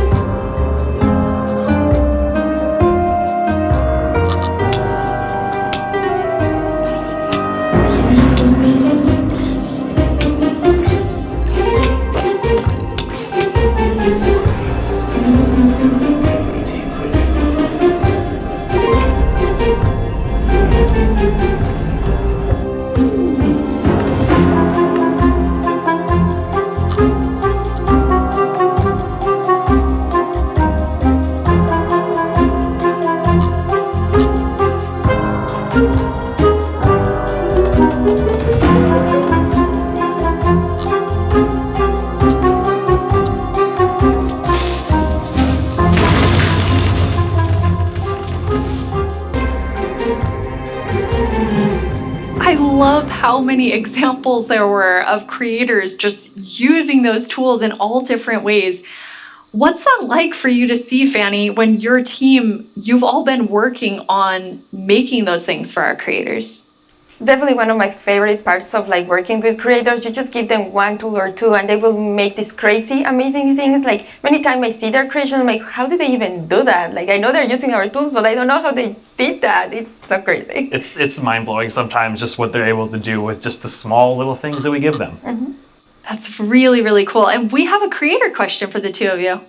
Hey everyone, I'm EY Stream, a Minecraft YouTuber, and I've got a question for you. Are these awesome features just for people who have experience in modding or creating content? And if we wanted to, how do people learn more about these features? It's such a great question because the answer is no. They aren't just for, advanced modders or people that have been in the community for a long time. We actually just launched a new website we call the Learning Portal. It's on minecraft.net/creator. And on that site, it basically links out to all of our resources to how to learn how to become a creator, learn how Minecraft content creation works. It also links out to our brand new documentation site that allows you to just go super deep into, learning the components and learning entities. And then the coolest thing that we added, which is how we made our mobs, is we use the Minecraft Entity Wizard, which is created by Yanis, and it's a Blockbench plugin that allows like super easy creation of mobs that you can add to your own Minecraft game. Hello everyone, my name is Yanis. I'm a software developer and Minecraft content creator. In 2017 I started to create my own 3D modeling program called Blockbench. The program is all about creating boxy, pixely models, which makes it perfect for the Minecraft art style. Today Blockbench supports many Minecraft formats, ranging from Bedrock Edition add-ons to Java Edition resource packs and mods. The program is used by Minecraft creators all around the world to create models, animations and player skins. Almost all 3D models you see on the Minecraft Marketplace were made in Blockbench. And it was even used to design some of the new vanilla mobs, such as the goat and the axolotl. This summer I've collaborated with Mojang to create a new plugin for Blockbench. The plugin makes it super easy to get started with add-on creation, by generating everything you need for a custom entity in just a few clicks. I'm going to demonstrate the process by making a simple grizzly bear. To install the plugin, I'm heading to File, Plugins, Available, search for the Minecraft Entity Wizard and press install. That brings up this handy shortcut on the start screen. Let's go! I'm going to pick a preset that looks similar to the grizzly, like this polar bear, and I'll use the same for the behavior. Okay, now the add-on is created on your computer. Now let's start customizing our model using Blockbench. For this example, because we already have a bear model, I'm just going to recolor the model. Of course you could also change the whole model to turn it into something entirely different, like this butterfly that I made, and is based on the vanilla bat.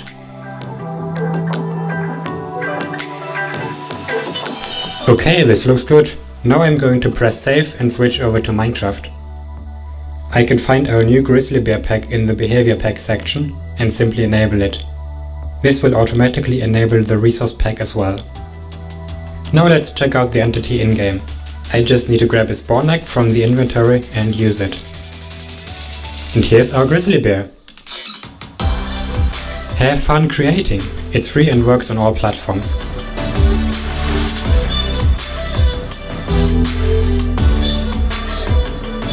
I already told you all that I made a mob, but actually all three of us made mobs because we wanted to showcase that anyone can be a creator.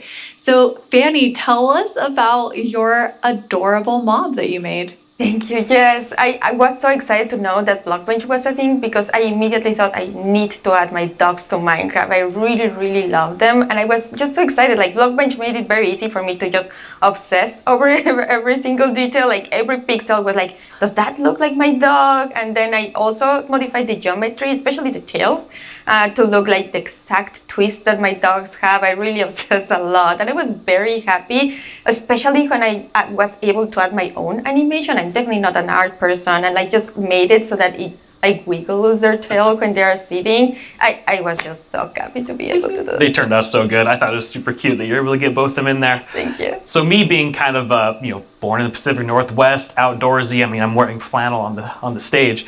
I wanted to kind of pull something from that nature. So I made Evelyn Evergreen. She's this kind of cute little evergreen tree that you maybe see, walking around the deep forest. Kind of fantasy driven. Then I've animated the arms and the legs, just these little stick legs that kind of walk around, just to add something, kind of cute and cool to the forests. Her eyes are really staring right into my soul. I love it. I would love to just happen upon Evelyn in the forest. So I went in a totally different direction from the two of you. I know, Quinn, you built your mob from scratch. Fanny, you built yours on top of a wolf. I built mine on top of something. I did not animate. I just wanted to do the beginner's course of Blockbench.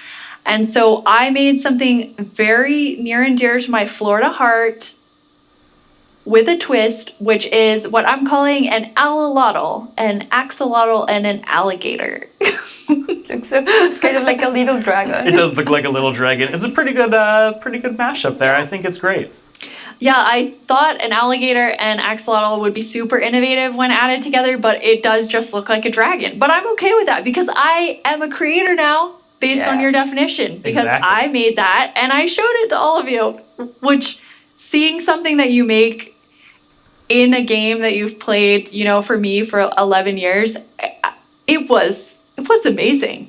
It is so rewarding, really, to be able to just do that. So we encourage you all to try it. Like if someone that paint is the only skill that I have, I know everyone can do it. So please go install Blockbench and try it out. We would be so incredibly proud to just see everything that you have built. We would love to see it. Yeah. It's available on all the platforms, and just post them on Twitter, post them on wherever you do, and we'll probably run across some of those, and we love seeing them.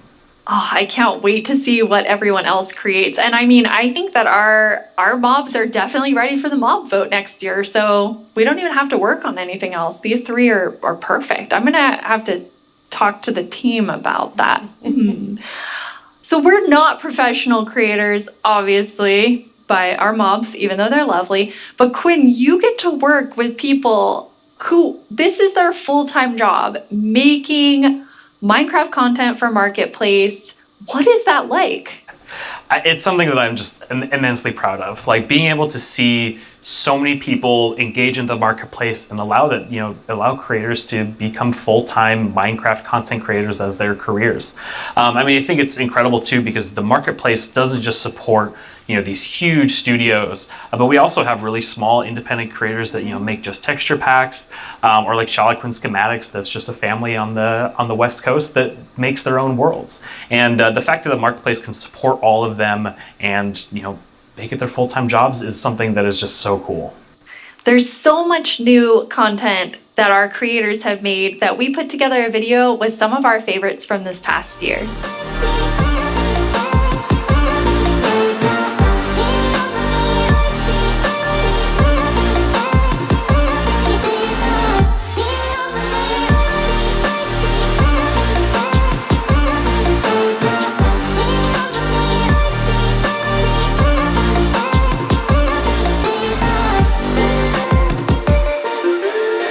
It almost feels like a dream that I'm making a living making content for the Marketplace. It is the best job that I can possibly ask for.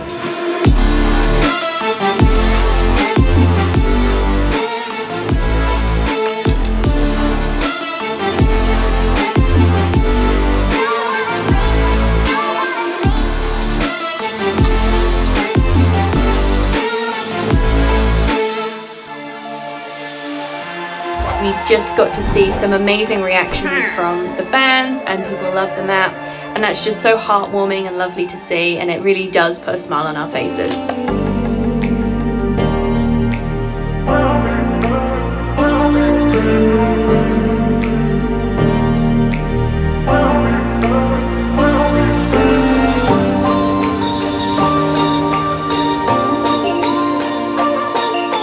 The thing I like most about creating inside of Minecraft is the community that's been built up around it. There's so many amazing creative people, and it's been a privilege to be able to meet and work with so many of them.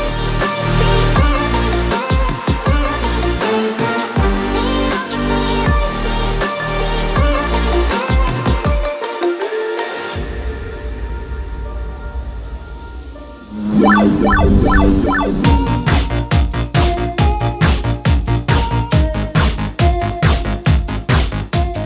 end of podium in the middle. Oh no! Spoilers!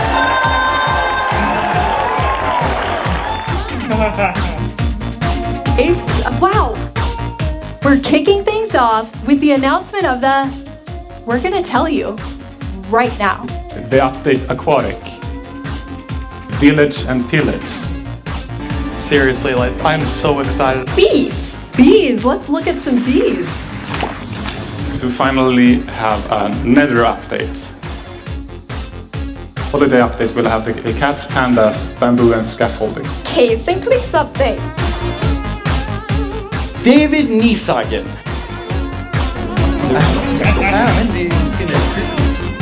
I am the one that gets to decide how difficult the bosses are. こんな感じで。The results of the first vote are in. The winner is Tiger! Mountains. It's the Glow Squid!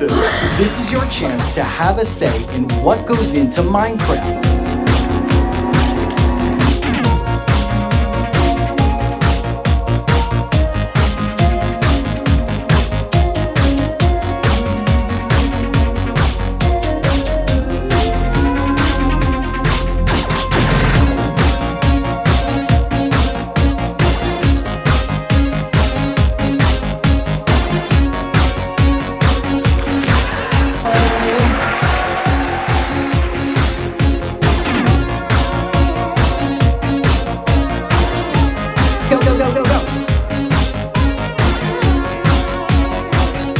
What should I do now? Moppy!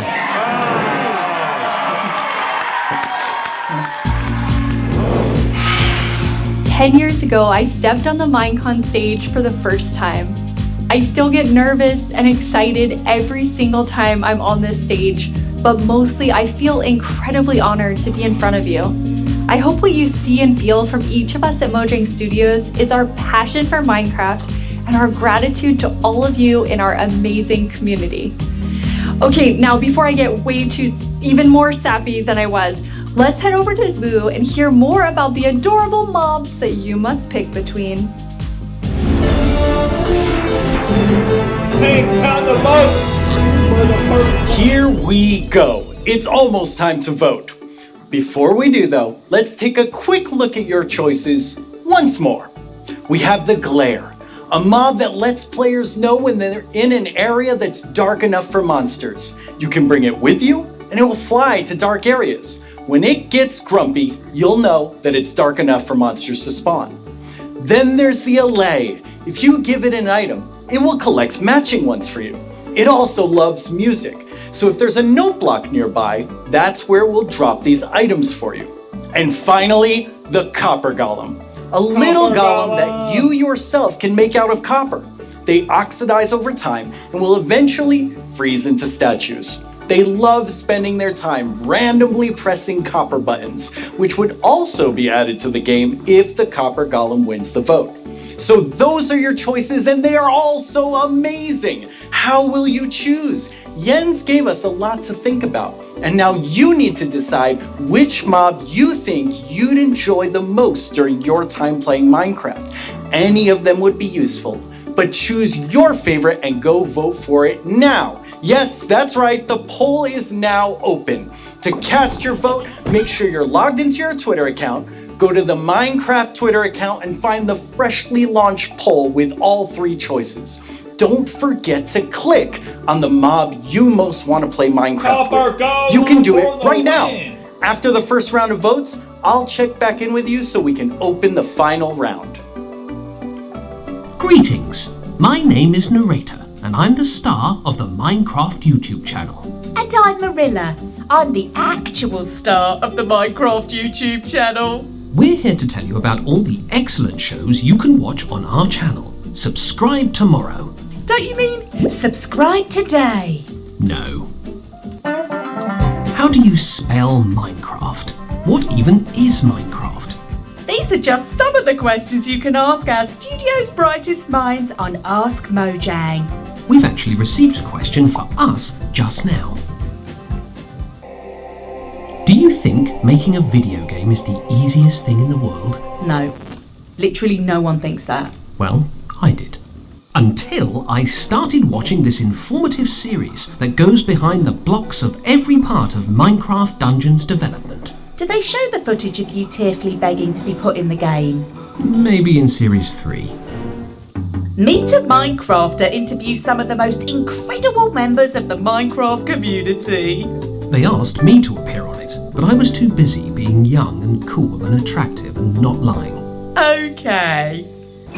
With so much happening in the world of Minecraft, it can be easy to lose track. I myself only recently learned that blocks have been added to the game. Subscribe to our channel and you'll be the first to see our announcements, trailers for new updates, upcoming games, and the exciting future of Minecraft. Are you sure that's the right footage? Finally! This is our peerless show that tells you Minecraft's most scandalous secrets. Every month, We're out of time. Bye! No, we're not. We still have a few seconds left. Have a great Minecraft Live, everyone. No! Don't forget to subscribe to the channel and only watch my...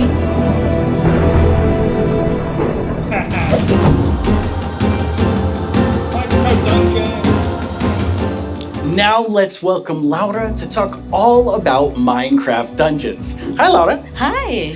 So you have a pretty cool job at Mojang Studios. Yeah, I think I have the coolest job. It's sometimes difficult to believe, but I'm the lead designer of Minecraft Dungeons, and that means that I get to decide a lot of small things and details and bring a lot of ideas to the table, so hopefully make the game a bit better. That does sound cool. Yeah. You and the Dungeons team have been working so hard recently, and you've recently had a couple of really cool releases. Yeah, it's been crazy. We recently released to Steam, and I did something that they never recommend you to do, but I did it anyway, and I read the reviews, and That's dangerous. Yeah, it was, but it was so positive. It was so full of excitement and love for the game, and yeah, we were so proud to see how much the community loves it. So yeah, we were very happy. And also this week we've released the Spookier Fall update, which brings back a lot of spooky modifiers to the game, gear, a new cape, a new pet, and there's my new favorite armor, which has a spoon staring in your head. I love that one. Yeah, it's lovely. I like it so much. It's a lot of fun to stare at while you're playing, but it might distract you a little. Hopefully not too much. So those just came out, but we also have some new and exciting things to look at that haven't come out yet. Yes, let's check it out.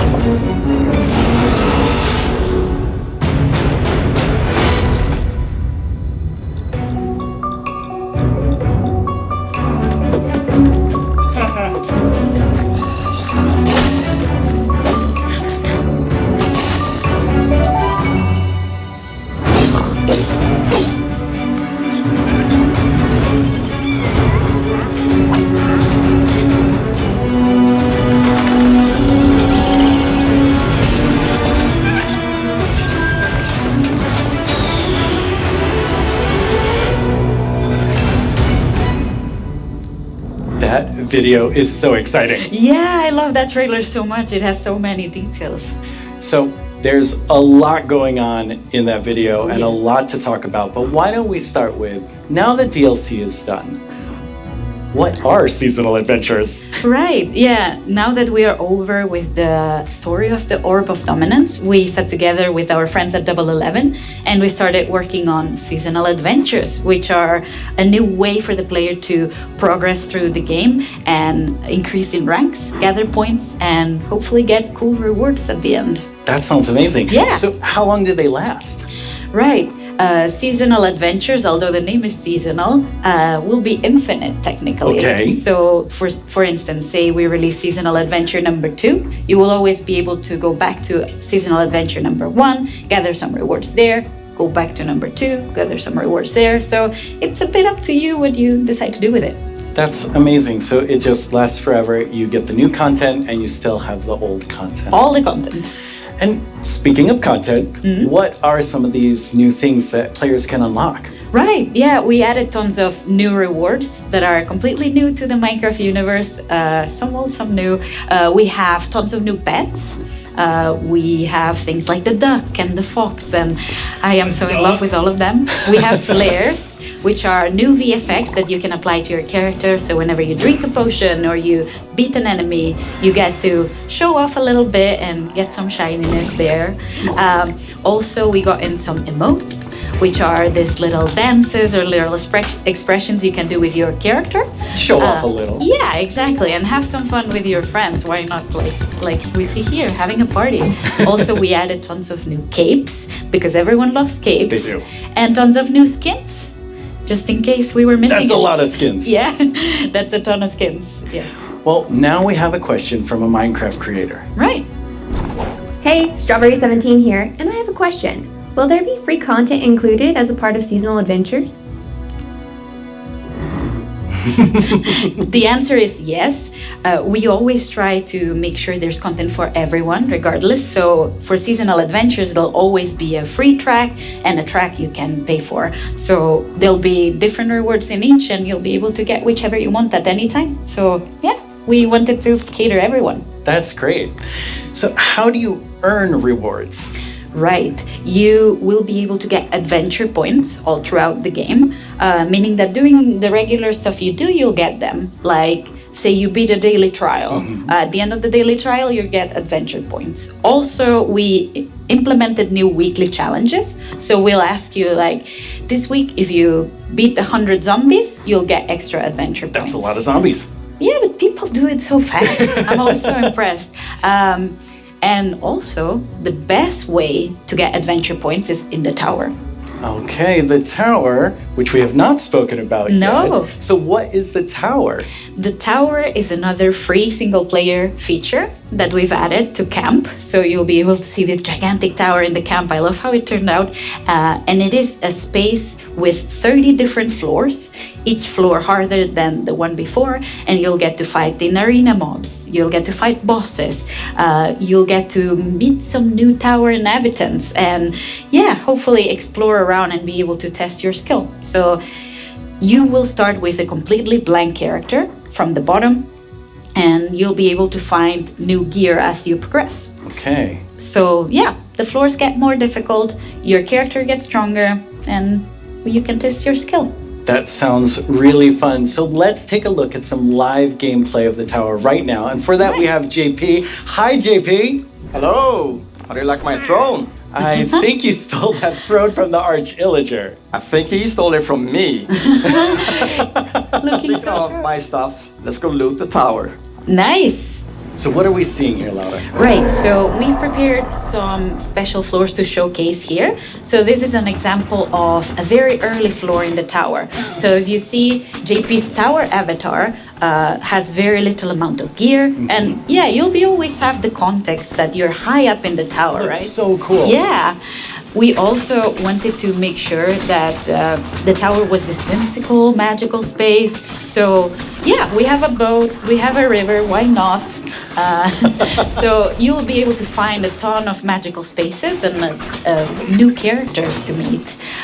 So yeah, this level is quite easy, as you can see. since it's very early on. Yeah, JP's doing really well. Yeah, exactly. Oh, and we can see a sneak peek up there in that balcony. That's our tower keeper. Very cool. Yeah, that's a character that will guide you through the tower, and yeah, will guide you around. And ooh. Wow, JP did really well. Yeah, Maybe it was, it was a little so fast. too easy. Yeah. So each of these levels generates itself, but you can come back for up to 2 weeks and replay the same thing. Right, yeah, our tower runs will be seated, and they will change every 2 weeks, meaning that for 2 weeks you'll be able to learn what happens in every floor. So say I reach floor 5 and I get defeated at floor 5. So then next time around, I'll remember, I should have chosen a different weapon, and then I bet I could have done it. So yeah, you can share those tips with your friends, and you can learn together how to go through the tower. Yeah, practice and get better. Exactly. All right, let's give JP a real challenge now. Right. We're going to go up the tower to a much higher floor. Right. You ready, JP? Let's do it. Right, so here we've prepared a sample of what a harder floor could look like. So we try to add new exciting combinations of mobs that we've never had before. So JP is right now fighting jungle mobs, but there'll be ice mob together with them, and there'll be some new mobs. Here you can see some tower wraiths that spawn fire in different new combinations. We also will have tower guards, which are extremely bulky guards. We even have a guest in the mix, and JP is getting sniped by it. So we're getting that's a tower guard right there. So yeah, we're getting tons of new combinations and new ways to experience the game and defeat mobs and find strategies. And Gas looks really difficult. yes, it is. JP's not doing so good right now. No. Let's see. Oh, JP, that was a valiant attempt. Yes. Really, really good. That was so good. So you've talked about so many new things, but Yeah. when will people get to see them? Right. We'll get to see them. Hopefully everyone will get to play in December. December. So very, very soon. That is very soon. Thank you so much, Laura, for coming by. This is all very exciting. Thank you for having me. Let's take one last look at some gameplay from the tower.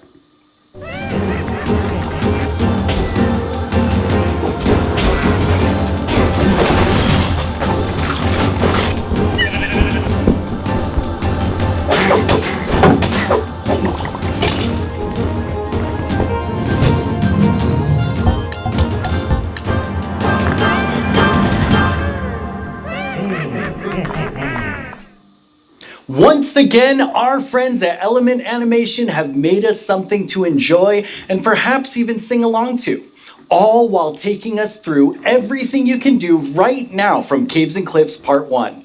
Try not to get this one stuck in your head all week. I only say this because it's been stuck in mine.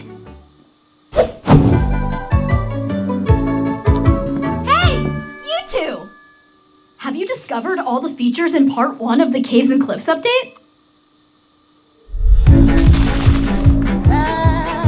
There's brand new colored candles and the lichen makes rocks glow. You'll find some amethyst if you look inside a geode. When buds grow into clusters, then you get shards when they're mined. These are just a few of all the things there are to find, like jump across some drift leaves, make your paths from these. Spending too much time in powder snow will make you freeze. You can find raw copper, smelt some ingots into blocks. A lightning rod and thunderstorms will stop you getting shot. Copper oxidizes, but to stop it, make it wax. Craft your raw ores into raw blocks if you've got too many stacks.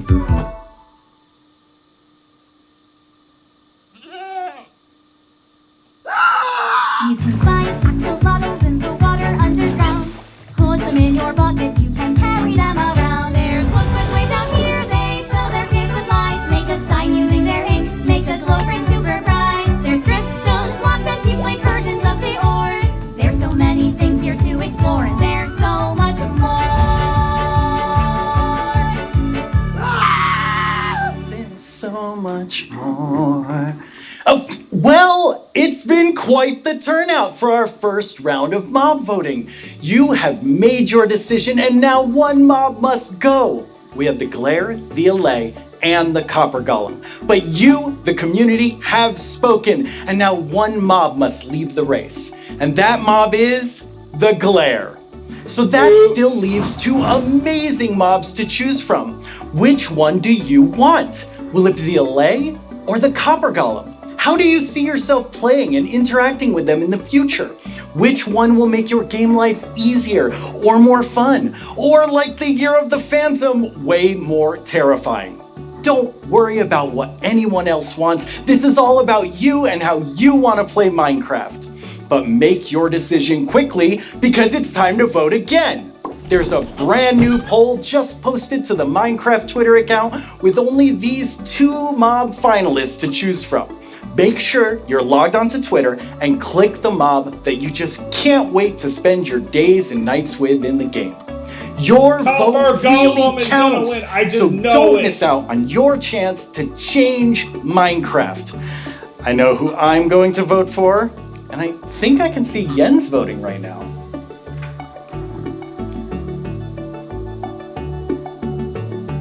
Okay, so I know this will come as a surprise to pretty much all of you, but I definitely didn't love everything about school. Maybe that would have been different if I had Minecraft in my classes. Minecraft Education Edition is available for schools, homeschools, and after-school programs. You can explore awesome education content in Minecraft Marketplace. Learn about everything from sustainability to ancient worlds, even how to speak new languages, all in Minecraft. The coolest part is seeing how with Minecraft, the students often become the teachers.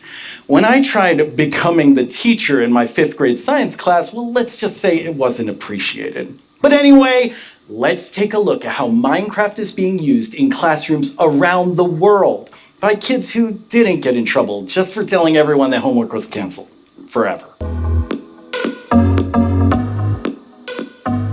Young people all over the world are using Minecraft to explore issues that matter like social justice, climate change, and indigenous rights. We have different classes such as Braille and Sign Language. We reached out to one of our teachers who learned Braille and she taught us a thing or two. Take a look at what these girls built, a school of the future. They thought about clean energy and inclusive design. An interesting fact about our building is that we used coding to build a playground. It was very fun to make. Students in India and Malaysia translated ancient myths into Minecraft worlds. Under the guidance of my educator Kamal Ma'am, I would like to present to you an indigenous tale, Chiri and Kaa, from Punjab, the land of 5 rivers. In Canada, Australia, and New Zealand, classrooms are using Minecraft to explore indigenous cultures. And they're not just building blocks, they're building super useful skills.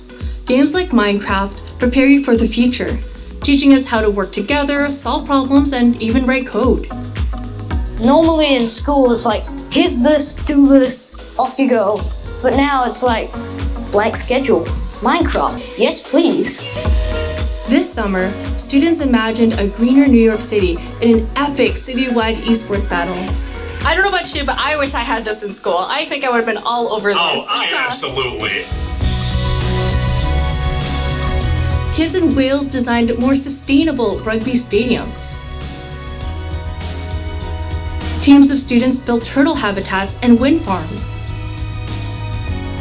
And in Slovakia, young people imagined a bee sanctuary in Minecraft. During this build, I learned that bees do this thing called swarming.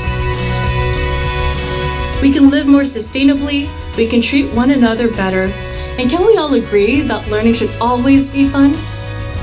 Let's build a better world together. Game on!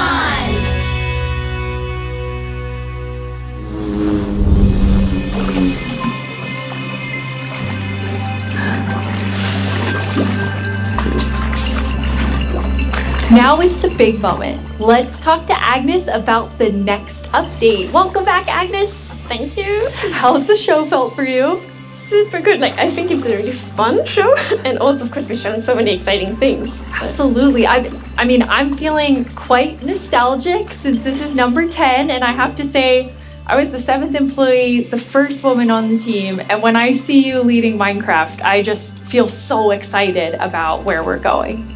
Thank you. That was very sweet of you. And of course, we many that lead it together, but I'm like the creative lead, and I'm super happy about that. But it feels quite surreal because I also used to be a Minecraft player and love this game, and it's I'm very happy and lucky to be here. Yes, I think we all feel that way, and it's so cool having so many people on the team who play and love it and care about it, and like we all feel like. I mean, we are part of the community too. Yes, we definitely are. And now, Agnes, is it a jungle update? I feel like it's a jungle update. You are going to reveal to us what the next update is. Yes. Okay. So the next update is called the Wild Update. Wild update. The Wild update sounds very, very intriguing. So what does it encompass? So the word wild mainly means like two things for us. So the first thing is like beautiful nature. And the second thing is like really scary challenges and adventures. Oh, that sounds awesome. And so what we're going to do is we're going to have some of our gameplay designers come and tell us more about specific things about the Wild update because there's these different parts to it. And we have the first one here, which is our Deep Dark expert, Brandon.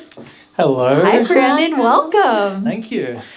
So we've moved the Deep Dark into this update. Can you talk to us more about why?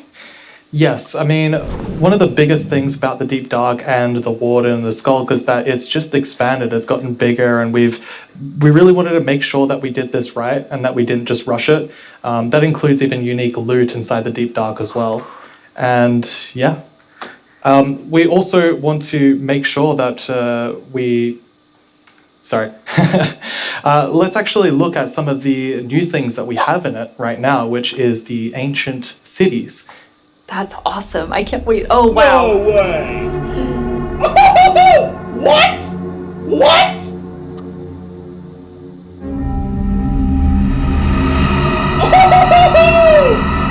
Oh, snap. Oh, my goodness.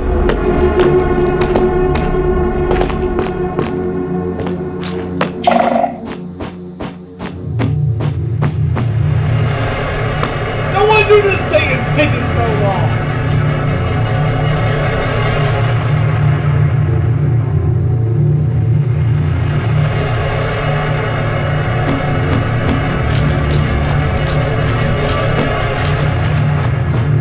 I want a snapshot of this right now. Please.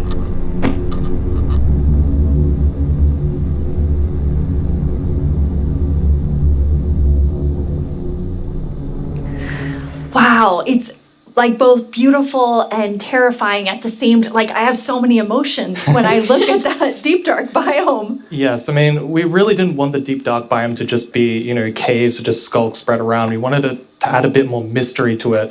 And there's this ancient city, and what is it doing there? We're not going to tell the players. We're just going to let them go throughout and explore and see what they come to. And there's even this, ancient structure in the middle of every single city, and it's got something interesting about it that you're going to have to explore in game. It's really cool. I like it feels like a place you want to explore. Yes, I love that it really deepens the mystery of Minecraft. Like Minecraft is all about player stories, and Deep Dark definitely inspires the storytelling, I think. That's so cool. And so last year you showed us the Skulk sensor, but I know you've been working on it. A little Skulk family? It's a Skulk family? Maybe they're not so cute. They're not so friendly, no. Yeah, last year we focused a lot on the Skulk sensor, but since then we've kind of been trying to figure out what do all the different blocks in the Skulk family do. And one of them actually is something called a Skulk catalyst. And the main thing about the Skulk catalyst is it's actually what causes the Skulk to spread. As you can see here, whenever a mob dies, such as a zombie, near the Skulk catalyst, it actually spreads Skulk underneath it. And the amount is based on how much XP that zombie would have dropped. Wow. So, the deep dark, it's kind of overgrown with all these sculpt blocks, so that means that lots of mobs must have died there. Quite a lot, yes. Make it less scary. Cool! Oh, and as you can see here, when you mine some of the sculpt blocks, you actually get enchanting points. Yes, and of course, if you still want to get some of the blocks for decoration or something, you can just use a silk touch. Okay, cool! And then we have the Skulk Shrieker. So when this block is activated, it's gonna give that really scary shriek sound that you heard now. And it also gives this darkness effect, so it's like pulsating darkness.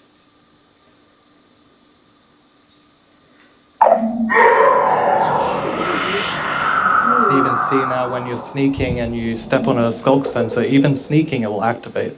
Wow, okay, definitely not a friendly family. No. And I will say to our younger viewers, in a minute we're going to show you a clip that's a little scarier. But I mean, Brandon, those have so many things that players can do with them. Like, Yeah. what do you imagine them doing? I think the Skull Catalyst is going to be really interesting because, you know, when you could create a mob farm with through the tech community. Usually when a mob dies, it doesn't drop XP unless you, the player, actually kills it. So with this, you might be able to create some sort of XP farm. Ooh. There's lots of opportunities. And you can build like experiences for other players. Like imagine building like a haunted mansion or a really dark forest, and then you have the shriekers. Terrifying. So then, you know, when players out walking and then they activate the shriek and hear like That's amazing. Or you do that all around your world, and just whenever anyone's visiting I'm not going to visit your world. Shriekers are just shrieking. We have a community question for you. Hi, it's Jinjam from Germany, and my question is, what was the inspiration behind the Shrieker? Yeah, I mean, that's an interesting question. From the art side, we actually had the inspiration behind the human larynx, which is like the vocal cord or vocal structure or something, just something that represents kind of creating sounds. And from the gameplay perspective, we wanted to make sure that, first of all, the warden spawns in a unique way, and also in a way that you can avoid it. So usually you can kind of sneak around, and as long as you don't activate the skull shriekers, then the warden won't come. But if you do make too many noises and the Skulk Shrieker activates too many times, the warden will come.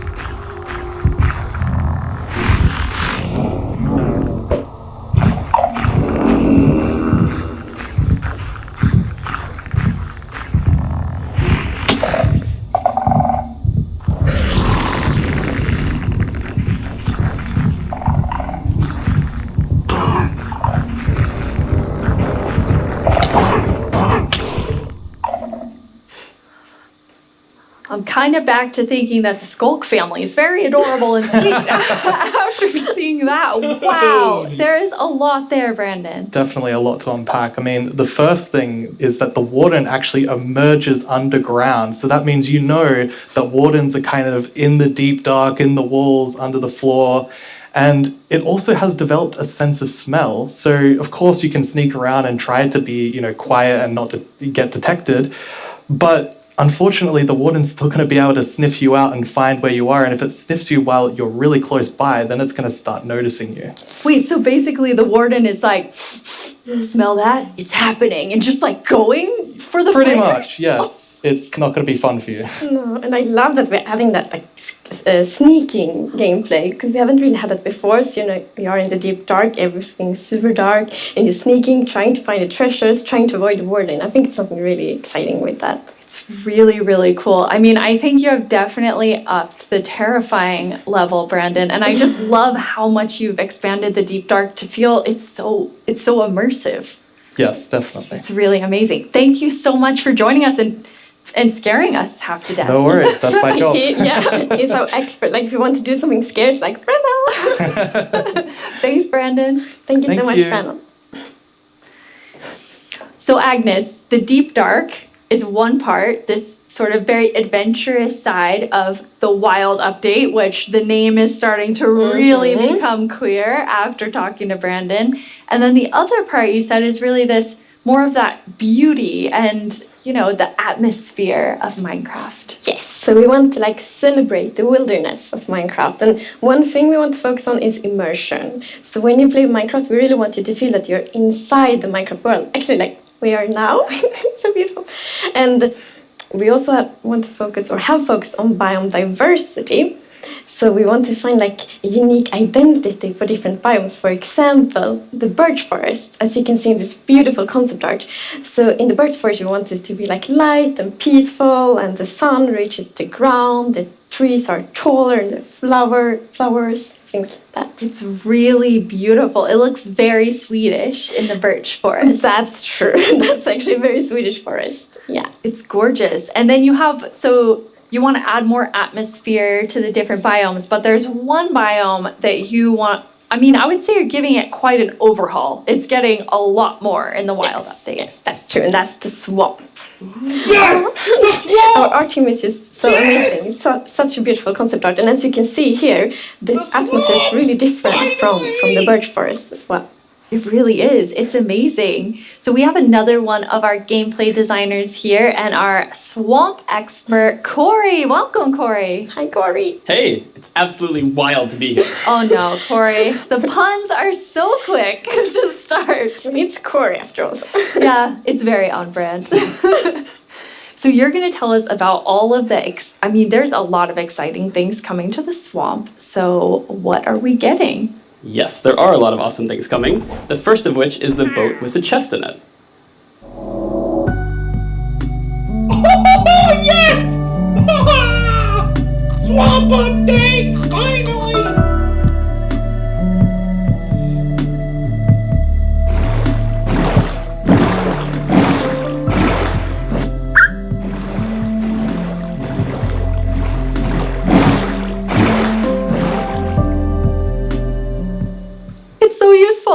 And relaxing. Yes, and especially now, in Kids and Cliffs Part 2, we have even wider rivers, so it's easier to travel on water, so it's going to be extra useful. Yeah, and in the aquifers as well. Yes, so when you go rafting, in the caves you can put your diamonds in the chest in your boat. Oh, it's really amazing. And you've been working on what I think now will be my favorite tree in Minecraft. Yes, we are adding the mangrove tree to Minecraft.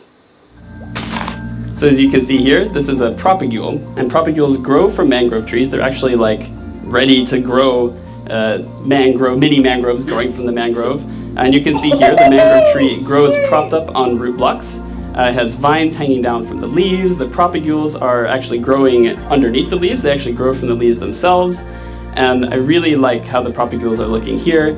And okay, I'm just gonna nerd out on propagules for a minute. Okay, so in real life, the propagules grow, like I said, from the mangrove tree. And then when they fall into the water, or let's say they fall into water, they can float for up to a year before they plant themselves in the water, underneath the water or on land, wherever they happen to land. And mangrove trees themselves are actually amazing for local ecosystems, fighting climate change, for local communities. They're just super trees, and I'm really, really excited that we're adding them to Minecraft. That's awesome. And this is the first sapling that you can plant underwater. Yeah, you can plant it underwater and on land as well. That's so cool. When you first showed me the mangroves and you talked about your favorite thing, the propagules, I actually remember playing in mangroves in Florida, and we would use them to like write in the sand because they're super cool. That's adorable. So seeing them in Minecraft is just so exciting. And of course, where there's a new tree, there must be a new wood type. Yes, the mangroves do come with a new wood type. And like always when we add a new tree, we are so happy, like we get so many questions from the community like, will there be a new wood type? and therefore we're so happy that we were able to add a new wood type for the mangroves. And look at it, I think it's really pretty. And you also don't see like all the blocks here. It's gonna be like a full set for the wood types. It's gonna be like doors and trapdoors and so on. That's gorgeous. I love it. I'm so excited about mangroves, but I just need to mention another thing. Because we decided to go with like really big roots, and I think those are so cool. And we actually prototyped quite a lot back and forth, and it was a bit tricky to decide how the roots should look like, as you see in this picture here. But now I'm so happy that we went with the like multi-block roots, because for example, when you like go with a boat, and then you can go under the mangroves, and I think that adds such a nice feeling to it. Yeah, like in this picture, it's really nice atmosphere. That's beautiful. I really agree. And like when I was testing, I really loved that feeling of like being underneath it, being like this huge feeling. And I wanted more. I wanted to be surrounded by mangroves.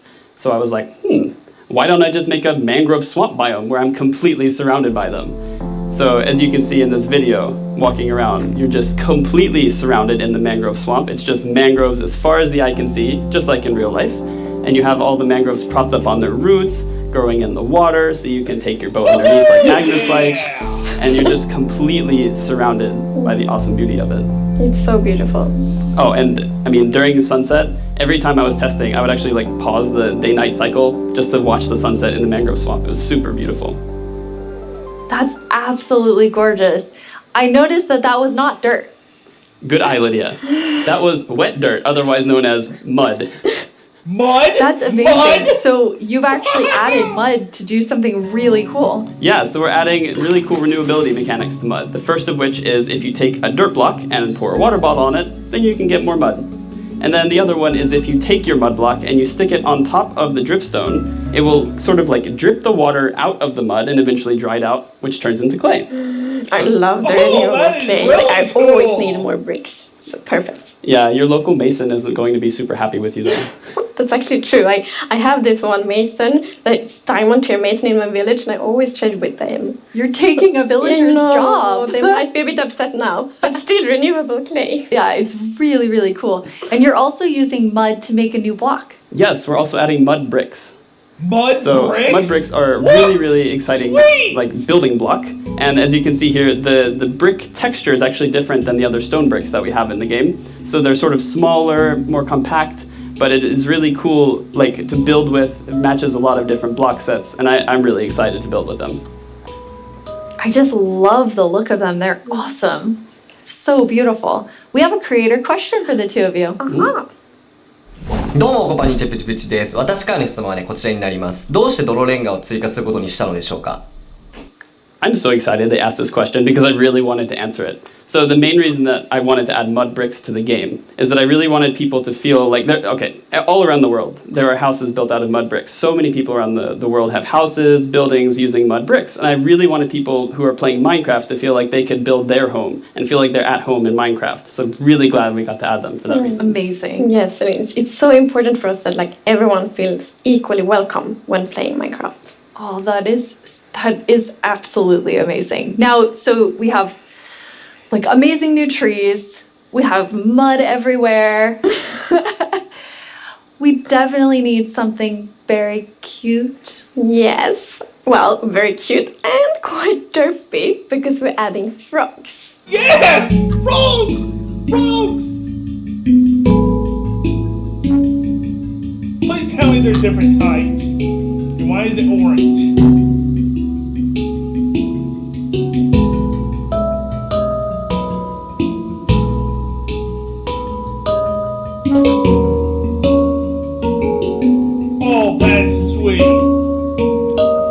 They are cute and derpy. That's the perfect description of them. The croaking is amazing. And did you see the one that jumped like backwards? One fell in the water. Silly frogs. Yes. And they do love to jump around, and especially on lily pads, and actually also on big drip leaves, because the big drip leaves kind of look like lily pads. But the funny thing with that is then when they jump on top of the big drip leaves, it's gonna tilt and then they fall down. One of them did. It just maybe it's a like frog slide. No. And you're adding another little tiny creature to this update. Yes, the fireflies.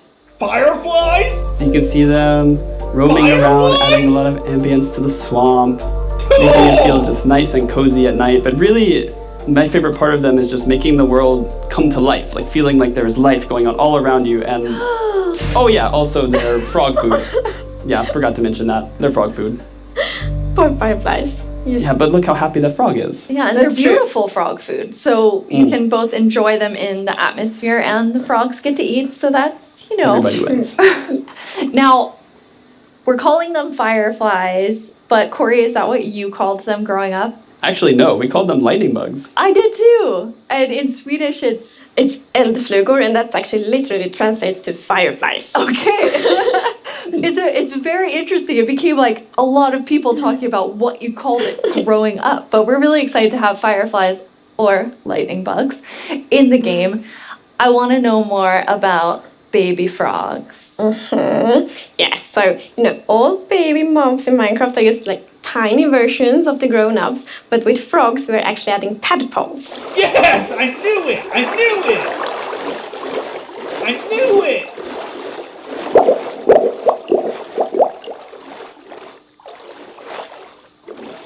Once again, you deliver on the promise of cute and derpy with the tadpoles. We do. Yes, and you can pick them up in a bucket. Yes, and that's actually extra helpful for the tadpoles, because we have frog variants, and when a tadpole grows up, it will pick a variant depending on the temperature in the biome it grows up in. So for example, if it grows up in a really cold place, it's going to turn into a snowy frog. A snowy frog? Yeah, as you can see here. So the frogs have kind of like two main systems. One is the tadpole system, and the other one is the cold-blooded system. So the frogs are like the first cold-blooded animal in Minecraft.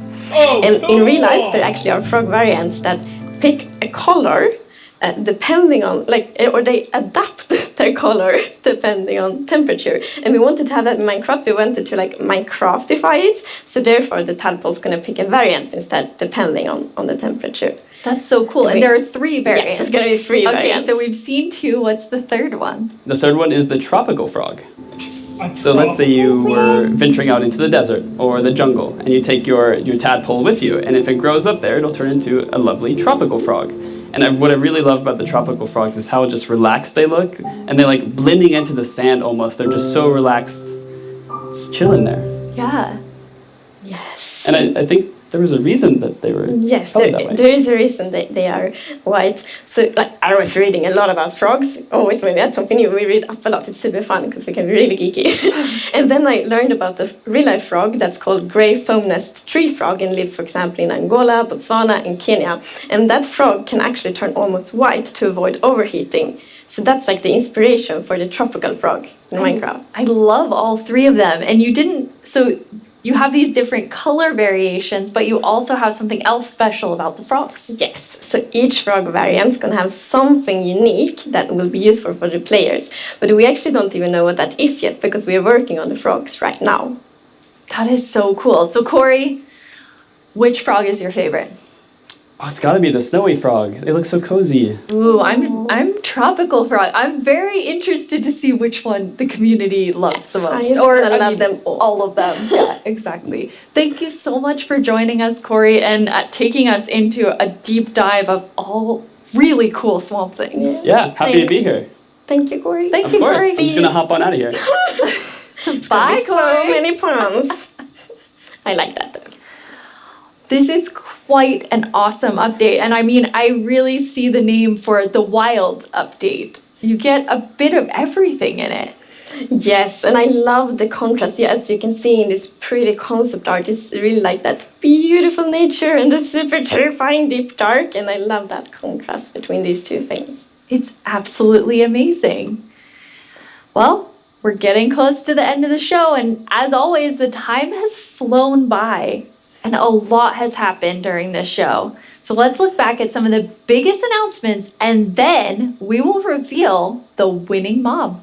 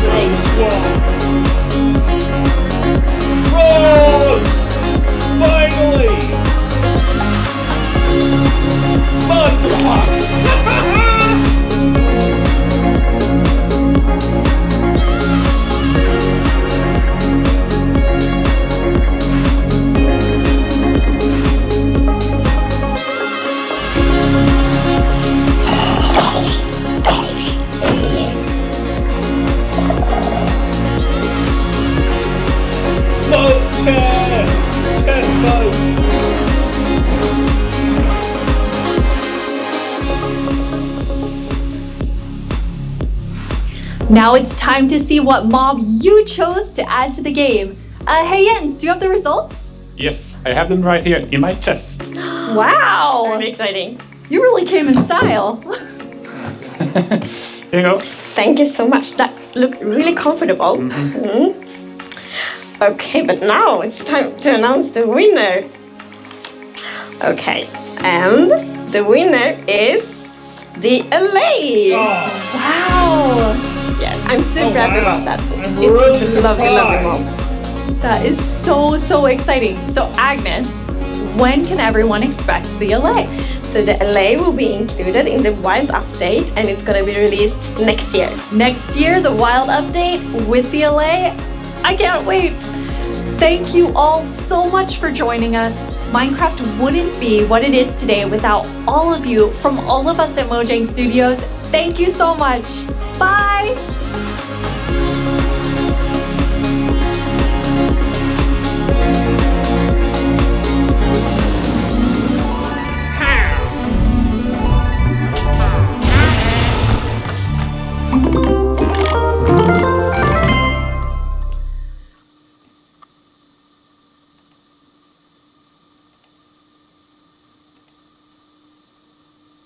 Well, there we have it. The Wild update coming 2022. So, if you guys have enjoyed my reaction, there will be a video out in a more simpler way coming at you sometime later. And yeah, I hope that you have enjoyed this video. If you did, or this stream, then please comment, like, and subscribe. And I will see you next time. Goodbye!